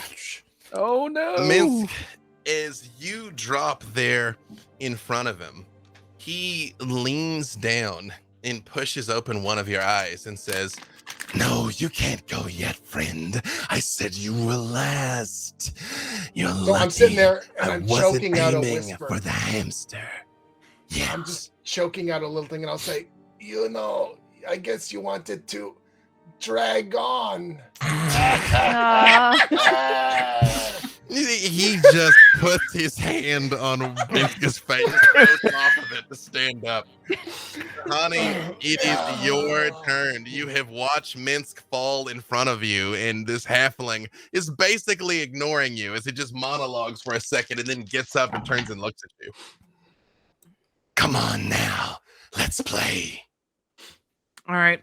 That's 4 more hits. Okay. You can give it to me in total. He doesn't have any meaningful resistance. Penelope, Fantastic. again, the Whittle's hurt. Minsk has gone down. Dahani is all over this thing. You know 47. what? Actually, you know what? Minsk, roll twice for me. Just give me just roll 2 d20s. Okay. Hold on a second. I don't know what Boo's con is. We technically haven't been checking if he got loose from because he's got a chance to get loose too. So I got an 18 and a 3. that unfortunately is not enough. I don't know how chunky his con bonus is, but he is a little hamster, so I don't think he's gotten out of it. Okay. He's a perfect. miniature giant space He is hamster. a miniature giant space He hamster. is. This is absolutely true. He's got How- at least +1 con. Penelope, that is the field before you. This thing, it's injured. It's bleeding and beaten, but That it was, has dropped. Oh, what is it total? 47 points. It is very beaten, very badly. Dahani, give me a dex save. I love it. Mm-hmm. I'm gonna use my luck die. Nice. Okay, it's not much. It's not a 1, but it is a 17. Dahani, as you are pounding on this thing, finally it catches your last punch and just slams you into the ground onto Minsk. Just Ow. for 15 points of bludgeoning damage, and you are prone. Okay. And it jumps away from you and lands right over Boo and is looking down at him. However, Did I get Penelope, like an it is attack of opportunity? no, technically it was a legendary action. I got it. Yes, Penelope. He seems like he's ignoring you completely. He just looks over at Minsk and says something in Draconic. Do any of you speak Draconic? Some very unflattering things about Minsk's very unladylike mother as he is standing over Boo. But Penelope, it is your turn.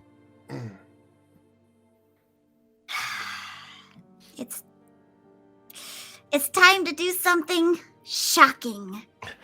Call lightning. That's a save for him, right? A dex save 18. Perfect. Go ahead and roll your damage. Oopsies. That's not bad. 23 points if he fails. He absolutely fails. Just although Penelope, before you do this, you haven't expended the slot yet. Do note I said he's standing right over Boo. If you call lightning, it will come down on Boo too. You haven't done it.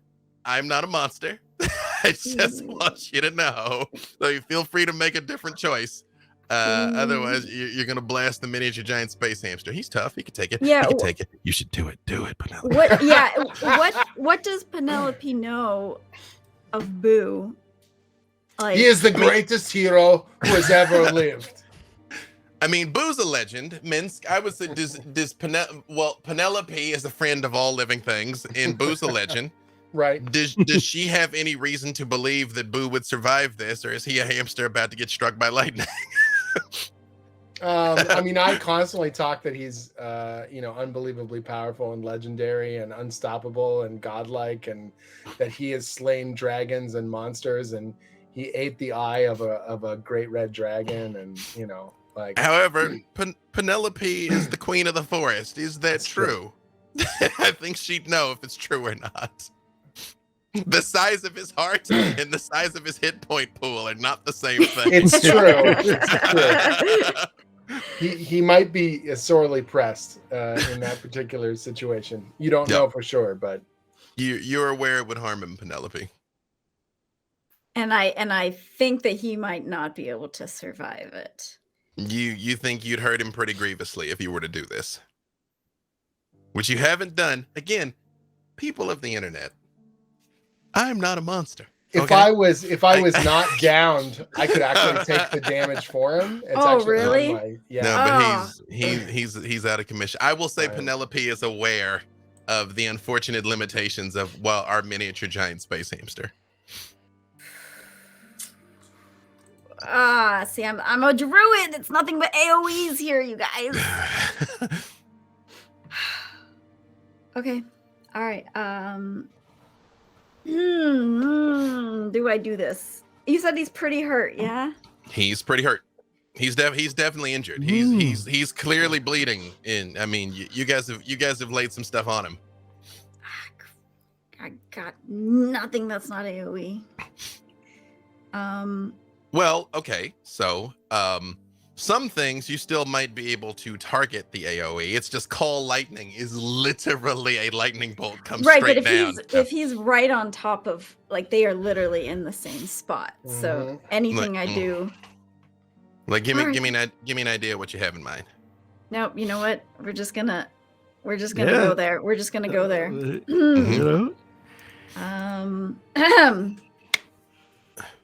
Let's see how strong you really are in that mind. And Penelope's gonna cast Feeble Mind. Oh, yes. I like where this is headed.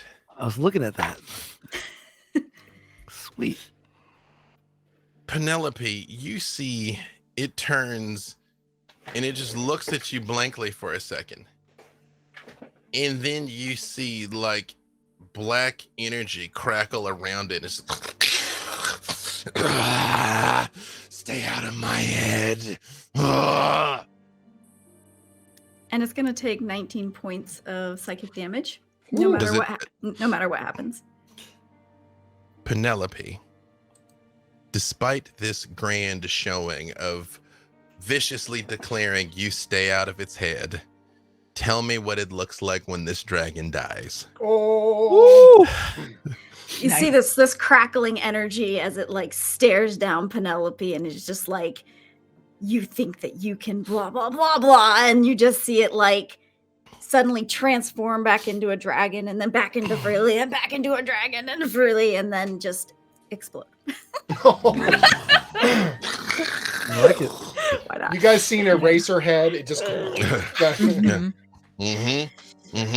Your enemy is defeated, and when it falls to the ground,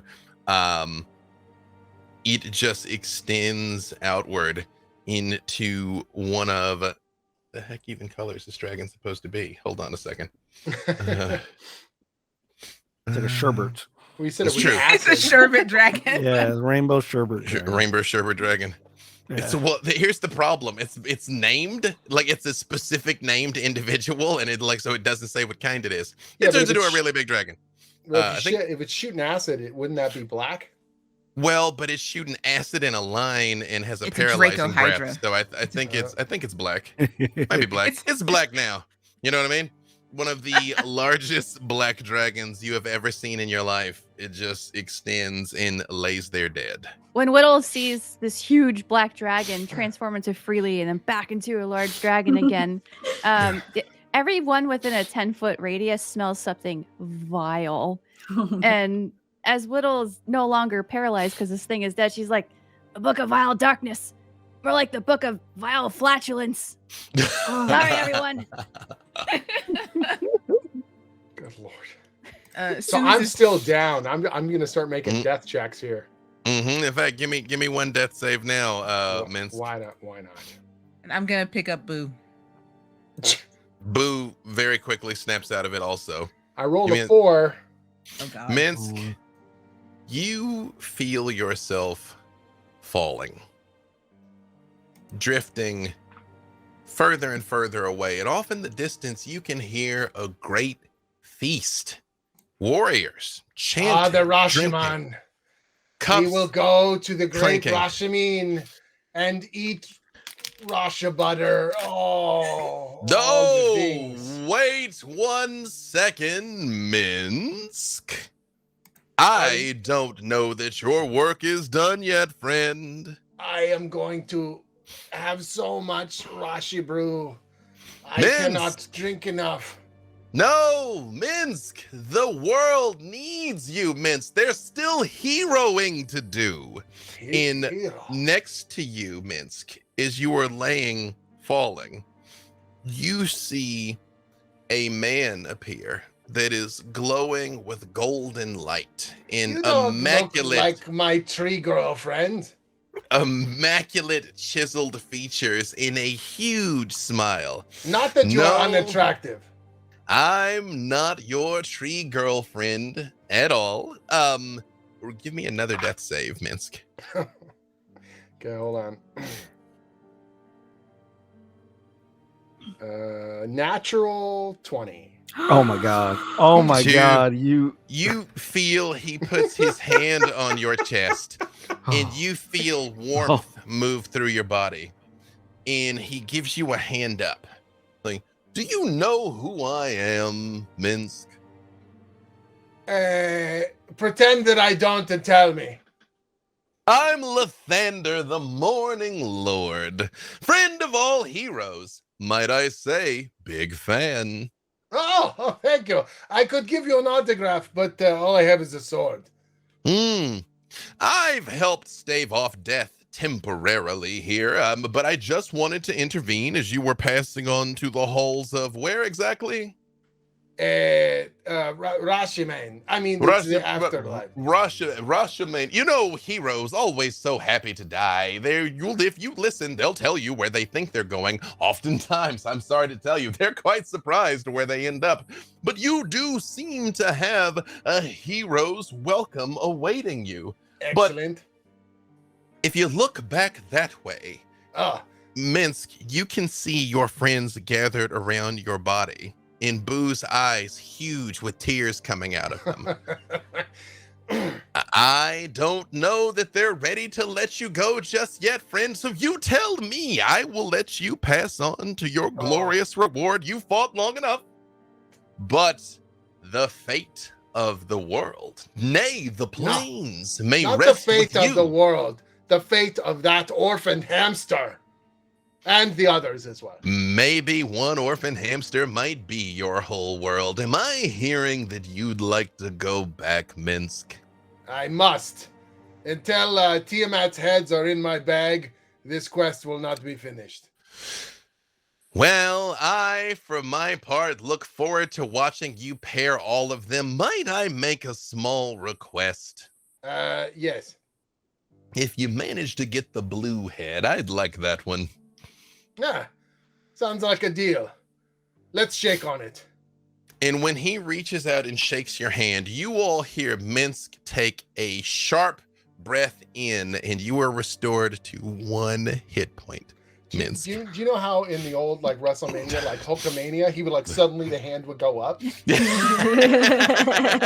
and then suddenly he would just like rise. Yeah. You know, after he got knocked down, or it was like when they would do the sleeper hold, and he would like they would drop the arm 3 times, and then all of a sudden he would try to drop, and he would go no, and then he would just get up. So yeah, I wake up with 1 hit point, and I'm like, okay, where is the midgets? Let's go.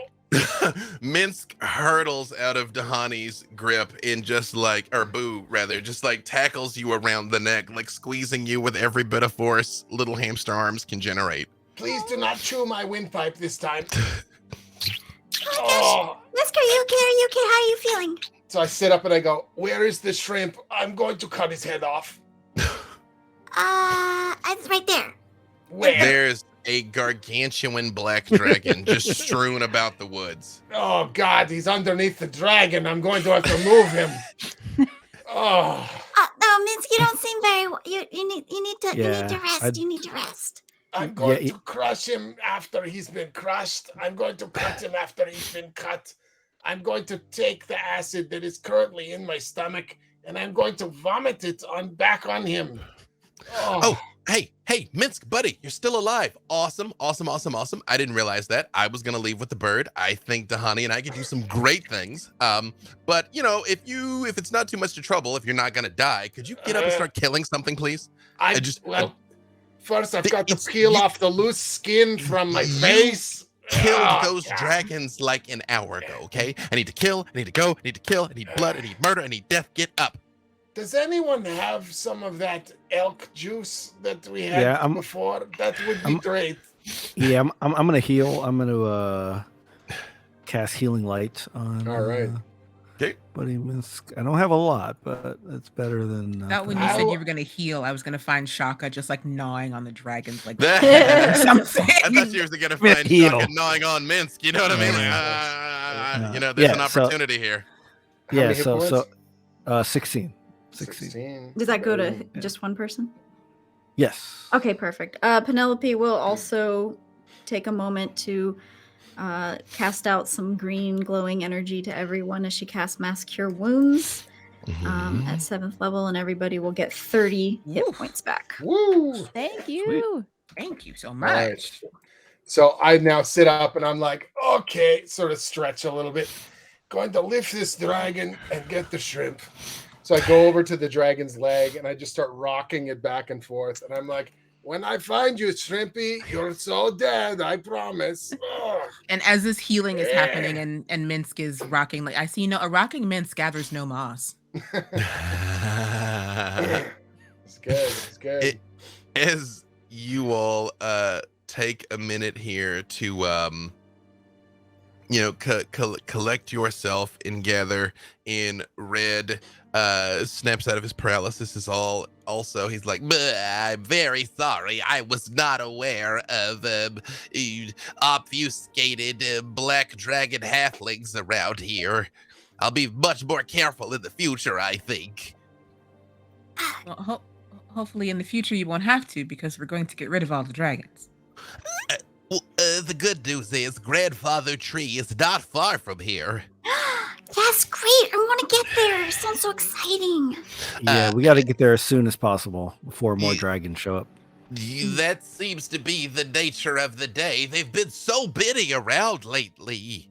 It's like they're planning something. Well, We'll before we cut get all their going, heads off.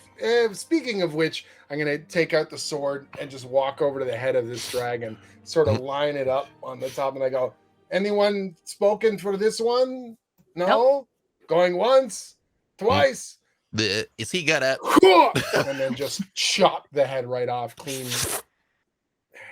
And you see Whittle holding like a tap, like when you tap a keg. She was going to put it into the dragon's neck, and then you Without just a see Mince doubt. come up and Yeah. chop his head up. Like, oh, thanks. And she just takes out a couple of vials and fills them up and hands one over to Shaka. Thank you very much. Yeah, a little taste, fresh out of the keg, huh? Yep. Yeah. This is a free range black dragon. Yeah, this is pretty good because I was about to bite his heel, but this is much better. This is a fine artisanal black dragon. Yes. So wait, so this is like a flowing river of blood. So it's sort of like the brook of your vial's darkness, eh? It's pretty good. Okay, that was just terrible. plants That was just terrible. start dying around. Devastation goes out. As you all get moving again, a shift in the light ahead marks the point where the close growing forest suddenly opens up to a massive cathedral grove. Ancient trees tower above you, but none is as great as the specimen standing at the center of the grove, a 200-foot titan that can only be the grandfather tree. His name is Deku. Mortals, hold where you are, for I would speak with you.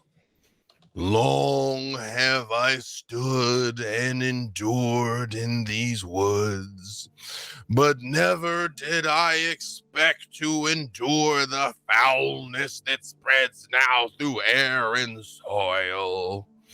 Tell me what part you play in this, for this is mortal magic I sense. And I would know the truth of what it means. I got this. She holds up the book of vile darkness. Oh, no. When you hold that up, Whittle, Oh, you no. hear the Dark Lady's voice in your ear again. Oh, maybe don't show that around. Or, I mean, you can. I think it would be hilarious, really. But in the spirit of friendship and cooperation, maybe hide the book from him in particular.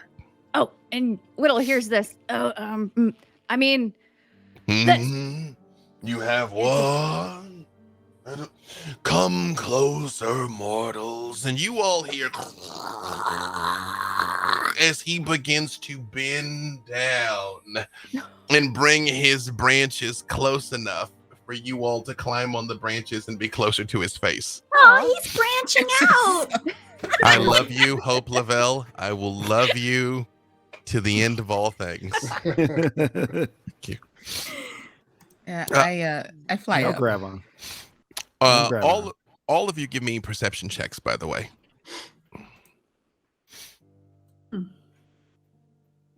27. 27. Jeez, 24. 17. 24. Radar. 13. 10. 13. No, this is just a great day, Penelope, honestly. Like there's I'm so Yeah. starstruck. yeah, what else is there to talk? The rest of you notice is he's bending and moving. Although he's got legs, very thick roots of his legs go down into the ground. He is rooted to this spot. But as you all climb aboard his head, and he just stands up and he's like, now speak. How did you not get sacrificed after all these years? I am the guardian of these woods. If I were to fall, all would fall. In Whittle, you hear the Dark Lady again. Whittle, hi. This would be a wonderful opportunity for you to give into those bad impulses. Think about it. Doesn't he look like he would just look great if he was on fire? I mean, think about it. Wouldn't he be dramatically improved if he were just doused in flames right now? I mean, he does look pretty flammable. He's just pretty flammable. I do like fire. I'm just saying, think about it. I can't I'm do just that. saying, think about it. No, he just branched out to my friends. My friends are perched up on his shoulders. I can't do that. I mean, he revealed a point of vulnerability. You're right next to his face now. But okay, no, fine, no. Hey, don't worry about it. He has survived for many years, so I would probably be a hero for no. That sounds wrong. I'll make a point to get back around to him a little later. I'm a little busy right now, but I'll come talk to him myself. No, please, no, continue. I'm just saying, keep thinking about it. Okay. However, yes. Mm-hmm. You got a bunch of dragons in the forest, and we've been killing the dragons in the forest because the dragons don't belong in the forest. We're trying to purify this land for you. But unfortunately, we can't spruce the place up, you know?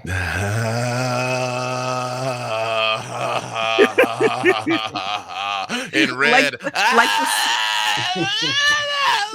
Like the sloth from Zootopia.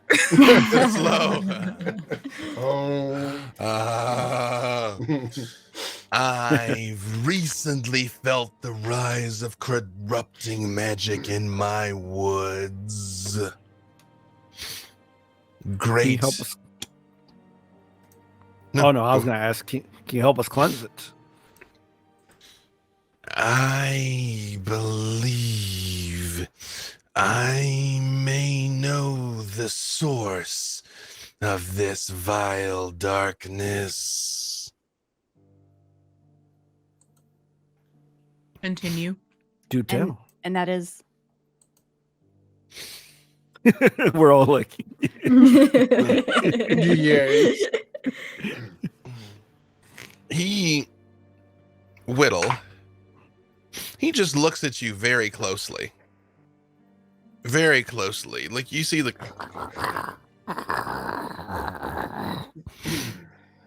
Are you hiding something, gnome? No, and she uses her boots of speed to run away. My book. He watches her leave, and he turns and looks at you, Penelope, and he says, "You are a child of the forest." Yeah. So much evil in the world.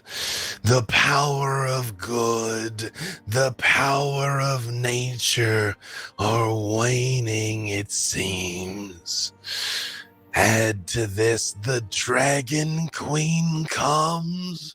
Ah! It's okay. She puts forth her call to evil dragonkind. It is done then. It seems the time of good, of life in Faerun is over. No, listen. You have to keep hope alive, okay? No matter what, no matter if there's darkness, there has to be light. If there's evil, then there has to be good.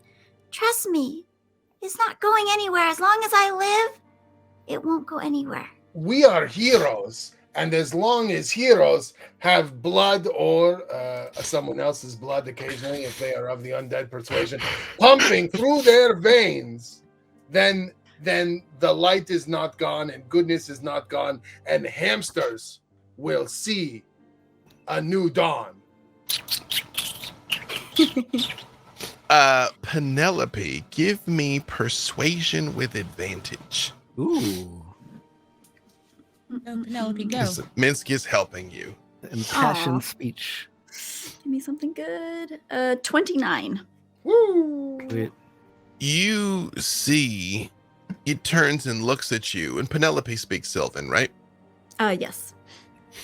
It turns and looks at you, and you can very much tell that he's sad and afraid.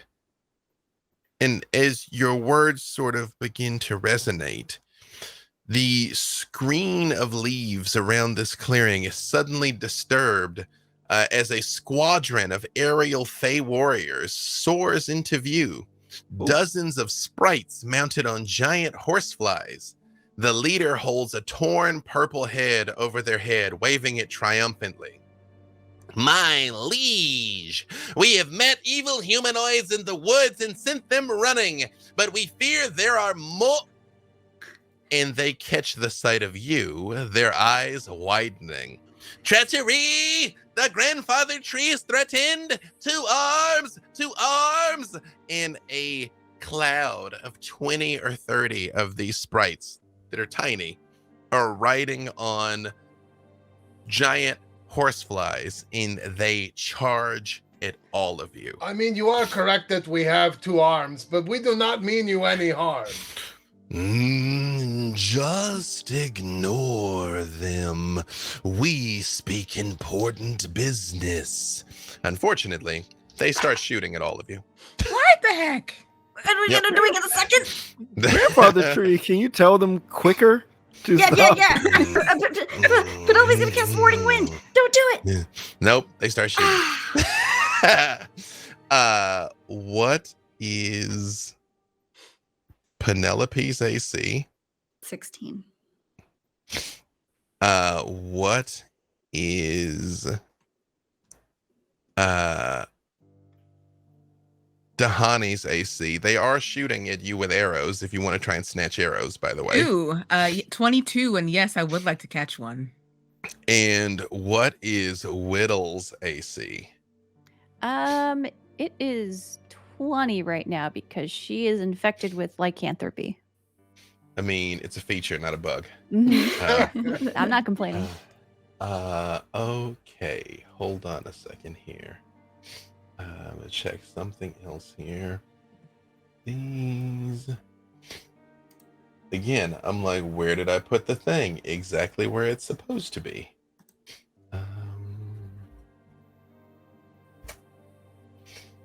Right.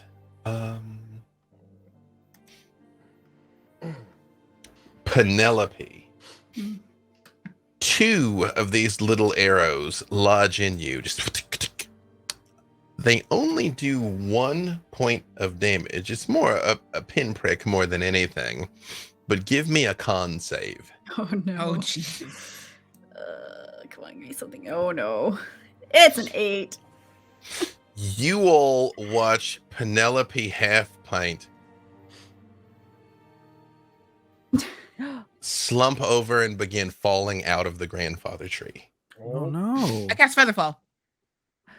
You can get Featherfall on her. No, but she begins to fall very slowly down towards. I don't get to deflect missiles, but I cast Featherfall. Oh. Nice. Perfect. You took the one that was meant for her. However, one of these is going to hit you as well. It's So 1 point of Dahani, honestly, I see it coming, and you're reaching for it, and just turn to save your friend instead, and Oh.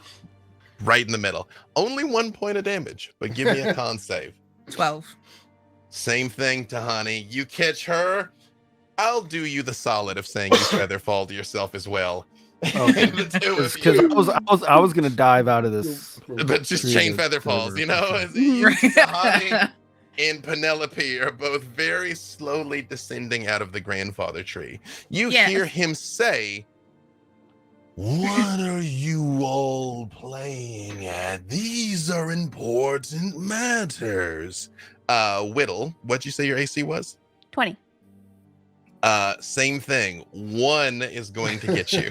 What I will but before she has to make her con save, I get to choose 5 creatures within range. So I know that they're firing and they've hit Penelope. I've chosen us all. So if anybody falls, everybody's got Featherfall. That's timely. Where you're like, no, the bird also falling out of the tree. Con save, Whittle. That's going to be an 18. That is enough, Whittle. You feel a bit of sluggishness move through you, but your biology doesn't work quite the same as it used to. As this little, basically needle prick lands, as things are like zoom. As she's falling out of this tree, she just like plucks it out of her and just slowly falls down. Oh, you don't fall. You made the save. You don't fall. It's only the ones that were rendered unconscious. Okay. Shaka, what was your AC? 20. 2 of these things just miss badly. And Minsk, what's your AC? 18. But Minsk, you take 2. Again, 1 point each. Like, what do you think you're doing? 2 con saves, Minsk. Okay. Shaka, they missed you badly. Minsk, you badly. I got Is it a Minsk fire? I got a 10 and a 22. What do you think you? 3 of your associates, Shaka, are gently falling to the ground here. As you see, Whittle, who had run some distance, is still in the tree. And Grandfather Tree is like, I was beginning to heed the words of this halfling, but she seems more concerned with acrobatic buffoonery than speaking. As these little falling, like flying by on their flies, coming back around. And Grandfather Tree turns and looks right at you, Shaka, and says, just ignore them. Look at my friends. Stop them. Stop them from what? My friends are falling out of the out of you. Out of. I don't understand this mortal nonsense. Shaka, what would you like to do? Your friends are slowly falling. They're so okay. They're coming back. Yeah. You know, the sprites in the dragon and on the overgrown horse flies are coming back around. I mean, 2 arms. Do I know that I have Featherfall?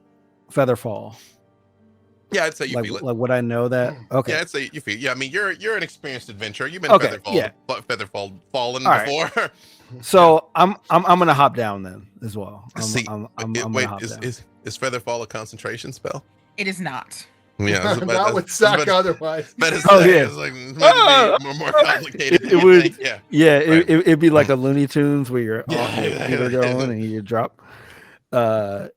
So. Yeah. Right. Mm-hmm. Yeah. So yeah, I'm going down because I don't want to try to take out all these. Like, we need the Grandfather Tree. I don't want to take out all these sprites. So yeah, I'm gonna fall down with the crew. I'll give you your movement if you like have an intent to reach one of them or do something, you know, to kind of like kick off the tree and move a little faster. You have anything in particular you're trying to do? No, just I'm just trying to get off of the Grandfather Tree. Perfect. Because, I'm trying to get off. You notice as you jump off, a couple, two more darts are kind of like, and you notice one of the horseflies comes and butts into your back, like it's really trying to push you off, and you just sort of step, you know, and they're like, ha, we are repelling the invaders as they flies away. Whittle, you were the only one left in the tree as you see your friends gently floating down to the ground, with, you know, Shaka being the only one who seems to have his wits about him. And the Grandfather Tree looks and says, here in the midst of the apocalypse, the Dragon Queen returns, and these mortals can't stay focused on the task at hand. I know that you're not mortal, but they're shooting darts and making us fall out of you. So just give us a second, and we'll talk about this later. We got some sprites to take care of. You see what they're doing? You see them, right? They're shooting at us. Oh, I suppose. They move too quickly. They only mean to protect their forest. Again, he's 200 feet tall. So every time he... And they're like... like... Oh. Whittle is like kind of quickly floating down the tree. And are there any sprites around us right now? I mean, they're sort of making their attack pass, you know, they're sort of like flying around. There's a lot of them. There's like 20, 30 of them. They're just. She's just gonna fireball. A sprite is about the size. A sprite is about the size of this thing, honestly, and it's riding on a fly big enough for this to ride on. You're gonna fireball the sprites? Yeah. Oh my gosh. Spell sculpt, so it doesn't hit the tree or my friends or anything. I mean, you're gonna roast these little guys. Okay. What's the save on the fireball? Dex 18. All right. Oh no! You rolled 20 saves. Each one counts for 5, basically. I did get at least one natural 20 though, so a couple of them like peel off and scatter, but you see bits and pieces of fly around wings. A couple of pixie bows as they're just like plummeting down towards the earth, burned up and scorched. And you hear a voice in your head say, "Yes, Whittle, yes." Was that okay? What I just did? I feel like absolutely no. That was I feel like the I shouldn't thing have done to that. do. No, you absolutely should have done that. Very proud of you, Whittle. Very proud of you. Thank you. Okay, just making sure. I'm still a good gnome. Okay. Oh, you are the best gnome you have ever been. I assure you, right now in this moment. However, Grandfather Tree sings things differently, Whittle. And you hear, no, everybody stop. And you hear the surviving sprites have come back around and formed up. There's about 15 of them, Whittle, that have like drawn down on you, getting ready to charge. But when he yells, they do. And this is about the time the 3 of you all land on the ground with bits and chunks of burnt sprite and horsefly bobbing out, landing on you, kind of hitting you in the face and slapping you awake. In Penelope, you open your eyes to see the Grandfather Tree just holding his hand out as like little bits of sprite are landing in his hands.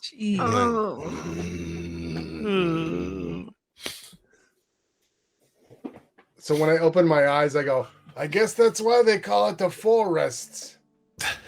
Oh.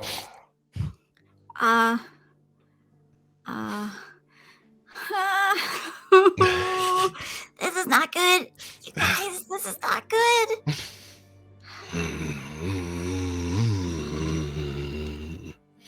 Mr. Grandfather Tree.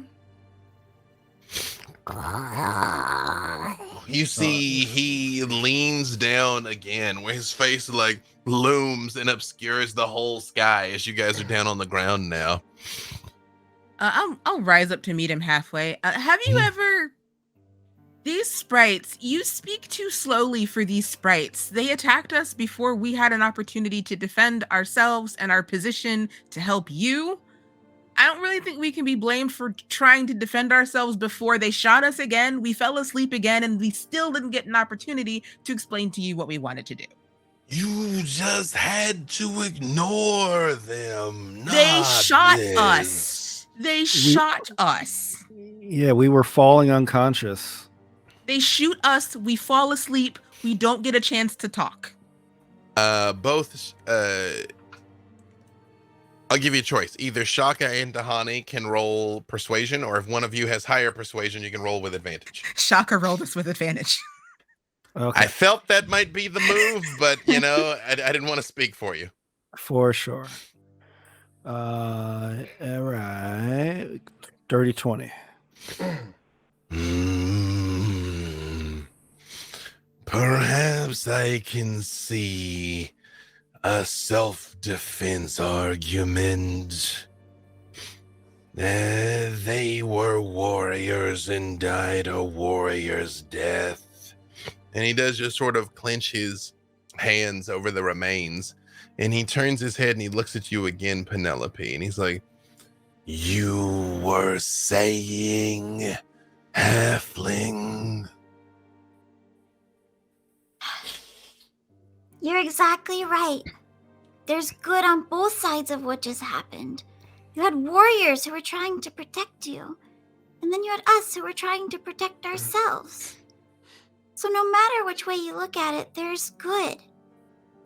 And if you think about it, well, just allow us to fight for you. I promise we have good intentions.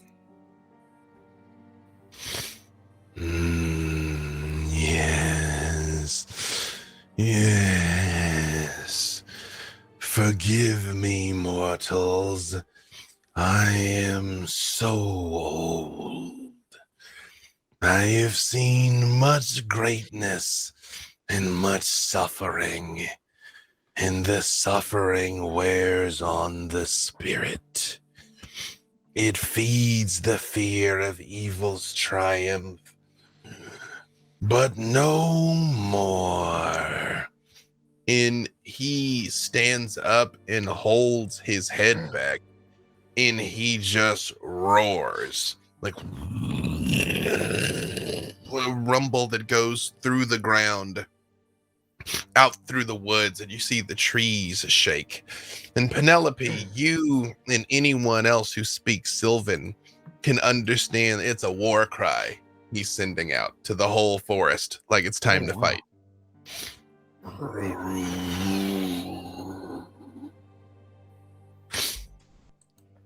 And Thank you for your understanding. And Whittle's gonna walk up and hug him at the base of this giant 200-foot tree and say, "I'm sorry for your moss." Holy crap.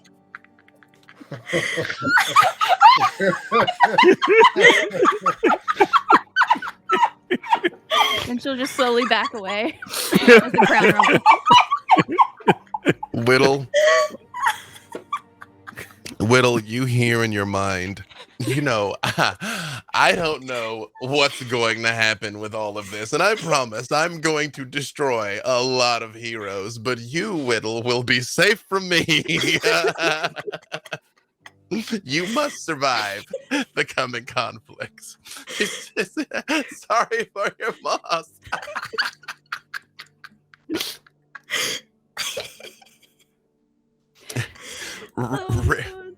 Red never change, Meagan Kenrick. You hear me? You never change. Never apologize. See, Red sort of scrambles up out of your cloak, Penelope, and says, so if he's rallied the woods to fight, I guess that makes you like a general. General Penelope. General Penelope, boo, boo, boo, boo. Wait, can I have an important title too? I feel like I contributed to this. I got you to the grandfather tree. I think that should count for something. I realize I'm just a little squirrel, but Yeah. No, for everything that you've done, you are now Lord Sergeant Red Squirrel. Lord Sergeant Red Squirrel. Yeah. Minsk, Boo very much looks at you. Don't worry, we already have the greatest titles ever. We are grand heroes, best of all time. Legends, really... Dragon Slayers, Giant Smashers, and Tarask Stompers. Dahani really quickly makes an origami hat that she gives to Lord Sergeant General Red Squirrel.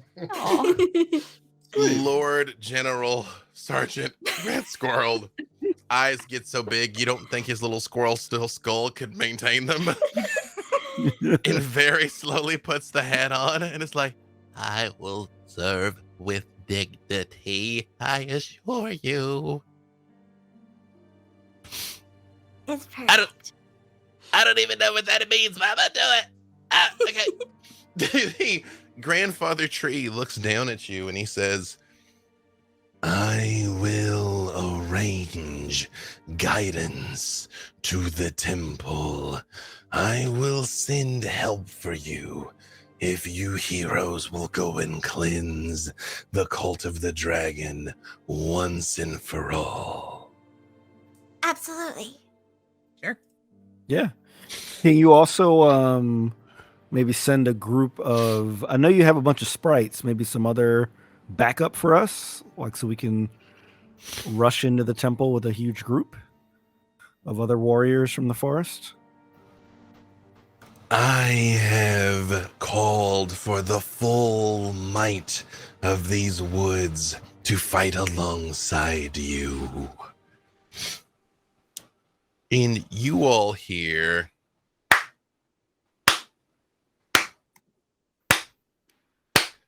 okay, that was impressive. And you see the Dark Lady walks out into the grove.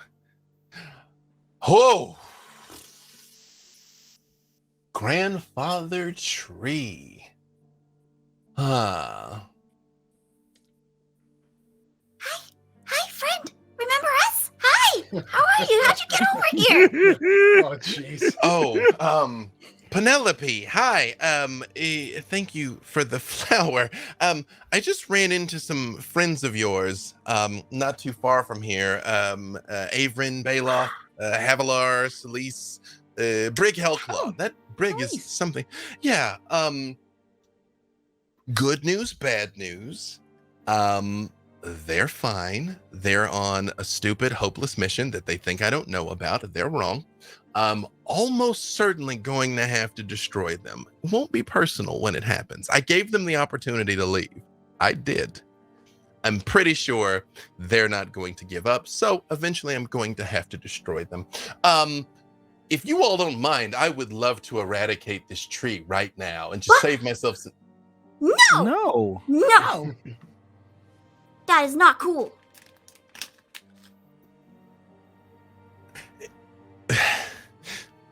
Penelope, I mean, I know we're friends, but look at him. Friends don't eradicate other friends' giant tree friends. Look, we are Is too busy. that Minsk? Is that how friendship works? I'm new to this. That it's like, wait, I don't get to eradicate something just because you care about it?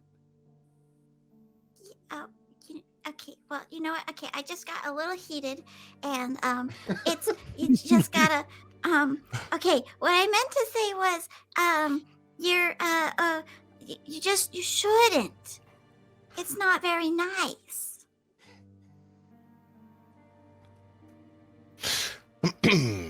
She walks right over to you, Shaka, and she's like, oh, ooh, you are in a bit of a predicament. Do you know Havilar? Tiefling? Yay high? Talks a lot? Glaive? I've met a lot of tieflings. Doesn't ring a bell. Yeah. I was just wondering, do you have any idea what the Raven Queen's thing with the two of you is? Because if you're a special or something, I would like to know now. I mean, you're a hero. You're Shaka. Yeah. But why is she so focused on you? What do you know about? Sorry, I don't mean to answer your question with a question, but are you? Who are you? Oh, yes. Well, what do I know? What don't I know? I'm brilliant. Oh, you haven't put together who I am. Wow. Okay. No, this is good. This is good for us. You know what? I tell you, you're going to find out who I am, Shaka. It's probably better for all of us right now that you don't. Apparently, my friend Penelope is telling me that doing what I do is not necessarily the move. Whittle, again, you know my feelings on these matters, but I just want you to know I am not a monster, Whittle. See, I give you suggestions, you try them on, you decide. I want to do something, Penelope asked me not to. That means something. Because again, you know, I could just destroy all of this like tomorrow or in a week or in 100 years. Like I got time. But Shaka, I'm gonna take from this that you don't know what the Raven Queen is. You don't know. I'll say Shaka doesn't know. Shaka doesn't know. Minsk, sorry, you were trying to say something heroic. I get it. Also, tell that hamster, don't look at me in that tone of voice. The hamster is detecting evil. We are on a much more important quest than whatever thing you're doing. We are here to destroy Tiamat. Really? That's what And you're here to do. Dahani straight up face palms with her And natural, I go, with our and passive insight of therefore, 20. if you get in our way, then that will be bad for you, wouldn't it? Because Tiamat is the great evil that we must destroy. And therefore, if you don't get out of our way, then you will be impeding the heroism. Oh, I would be impeding heroism, right? Yes. Penelope, hi. And you see she's still twirling the flower. So Have you seen Tiamat anywhere? once or twice. She is fearsome to behold. Oh, is she? Well, I will behold her with this sword and behead her as well. And I hear there's multiple heads, so it will be head and a head and a head and then a head. I could keep counting. I think there's at least 3, maybe 5, 6. I truly 17. Look forward to you trying. That will be fun. Penelope, hi. Would you like tickets to come to the performance? Oh, I'm pretty sure I'll be there when it happens. Yeah, won't want to miss that one. Penelope, little check-in. Again, new to friendship. I've been around a long time. There's not a lot of things that are new, so I think I'm trying this. So just playing this out. So you said friends don't destroy friends, giant woodland tree titan thing. What even is this thing? Either way, I'm not supposed to destroy it because we're friends. But what happens when someone wants to hurt your friend? Then what? Okay, well, first off, which friend are we talking about? Is it a friend that's always gonna hurt another friend, or is it my friend who's gonna hurt friend? Like, what is? You got a friend who's gonna hurt another one of your friends, and then that friend is only going to fight back and utterly destroy them. But they won't be the one to. It would purely be self-defense, like what Whittle did to those sprites. I saw them shooting at you, Whittle. That was absolutely justified use of force, 100%. I'll tell you this. Mm-hmm. When a friend fights a friend, Mm-hmm. it's your friendship becomes an endship. Wow. That was surprisingly profound. Okay. But friends forgive friends when they upset each other, right? Like if a friend does something that you don't necessarily approve of, it doesn't necessarily mean that you're not friends anymore, right? Yeah, I guess that's true. Right, I guess that's true. Great. Okay. Whittle, if you would, I need you to help me. And she's pointing at Grandfather Tree, and then you hear and the earth begins to shake.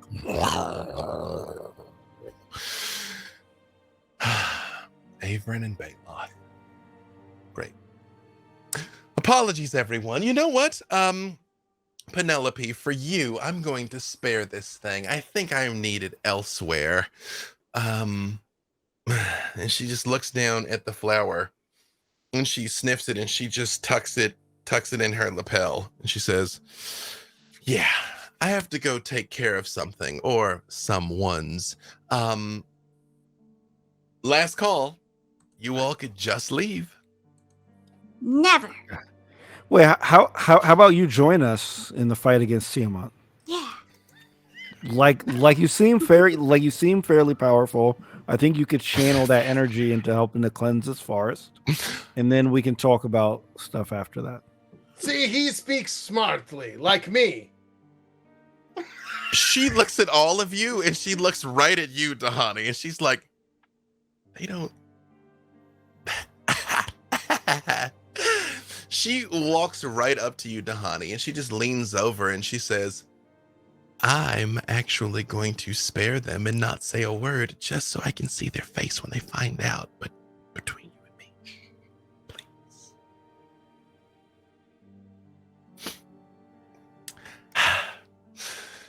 Averin and Baloth again. And she turns and vanishes. Would it be possible for Whittle to cast Mislead? So that my illusory double can warn Averin and Baloth? Oh. Here's the only problem, Whittle. You don't know where Averin and Baloth are. You know, they're somewhere on this mountain. She was just gonna run towards the mountain to see if she could find them. It's it's a shot in the dark. You absolutely can send a you running up the mountain, and you all hear the whole mountain does begin to quake. You were aware that the other group had to go ignite the Dwegar Forge, and maybe, just maybe, they're about to do it. And that is a good place for us to stop. Nice. Sweet. Let me tell you real quick. Again, the winners of our drawings are, it just says X. I guess that's the person's name. X wins. And also that wins. X wins the adult red dragon. In this case, X isn't going to give it to you. We're going to give it to X. Wow. Thank you for bringing that one Bravo. home. Yeah, I knew that. that. Full circle. Like that? Full Do you like circle. that? Yeah, we open at the close. Oh no, they just didn't have the right name. It's Cranreuch. Cranreuch? Cranreuch. Cranreuch? Okay. But I don't know. I got the X we're gonna give it the X thing. So I think the real winner here is not just me, but all of us. All of us. Jamek Unyielding wins the Founders Pack 4 and the 2 theme packs. Codename Entertainment Extra Life 2021 is this Friday and Saturday. 24 hours of streaming and gaming on the C&E Games channel in support of the Children's Miracle Network hospitals. And did we mention there will be new charity DLC packs? More information coming this Wednesday. Whittle is available in Idle Champions now with the Feast of the Moon. We will see you next Monday at 4 for Idle Champions presents the Trials of Mount Tiamat, episode 6, Temple of Corruption. And vote now, because clearly your votes make a difference, especially when somebody like me gives it an opportunity to bring in the Book of Wild Darkness. Hold on. Okay, there's another thing that's coming, but I'm not supposed to say it yet. I'm gonna stay on script. That's cool. Although I do, before we forget, what was Red's title? That I need to keep track of this. Lord General? Lord Sergeant Lord Red Sergeant? Squirrel. Lord Sergeant Red Squirrel. I am writing down Lord Sergeant Red Squirrel. And I realized I was muted when Tiamat was talking to me. Like Dahani agreed with her. Like, you know what? Just this once, you get one. Yeah, Shaka he doesn't put it together. He's Just- not put it together. You know, it'll be worth it when we see his face when he does. Right. But in the meantime, thank you all so much, and we will see you next week for the conclusion of Group 2. Thank you for my shiny, everyone. Have a good night.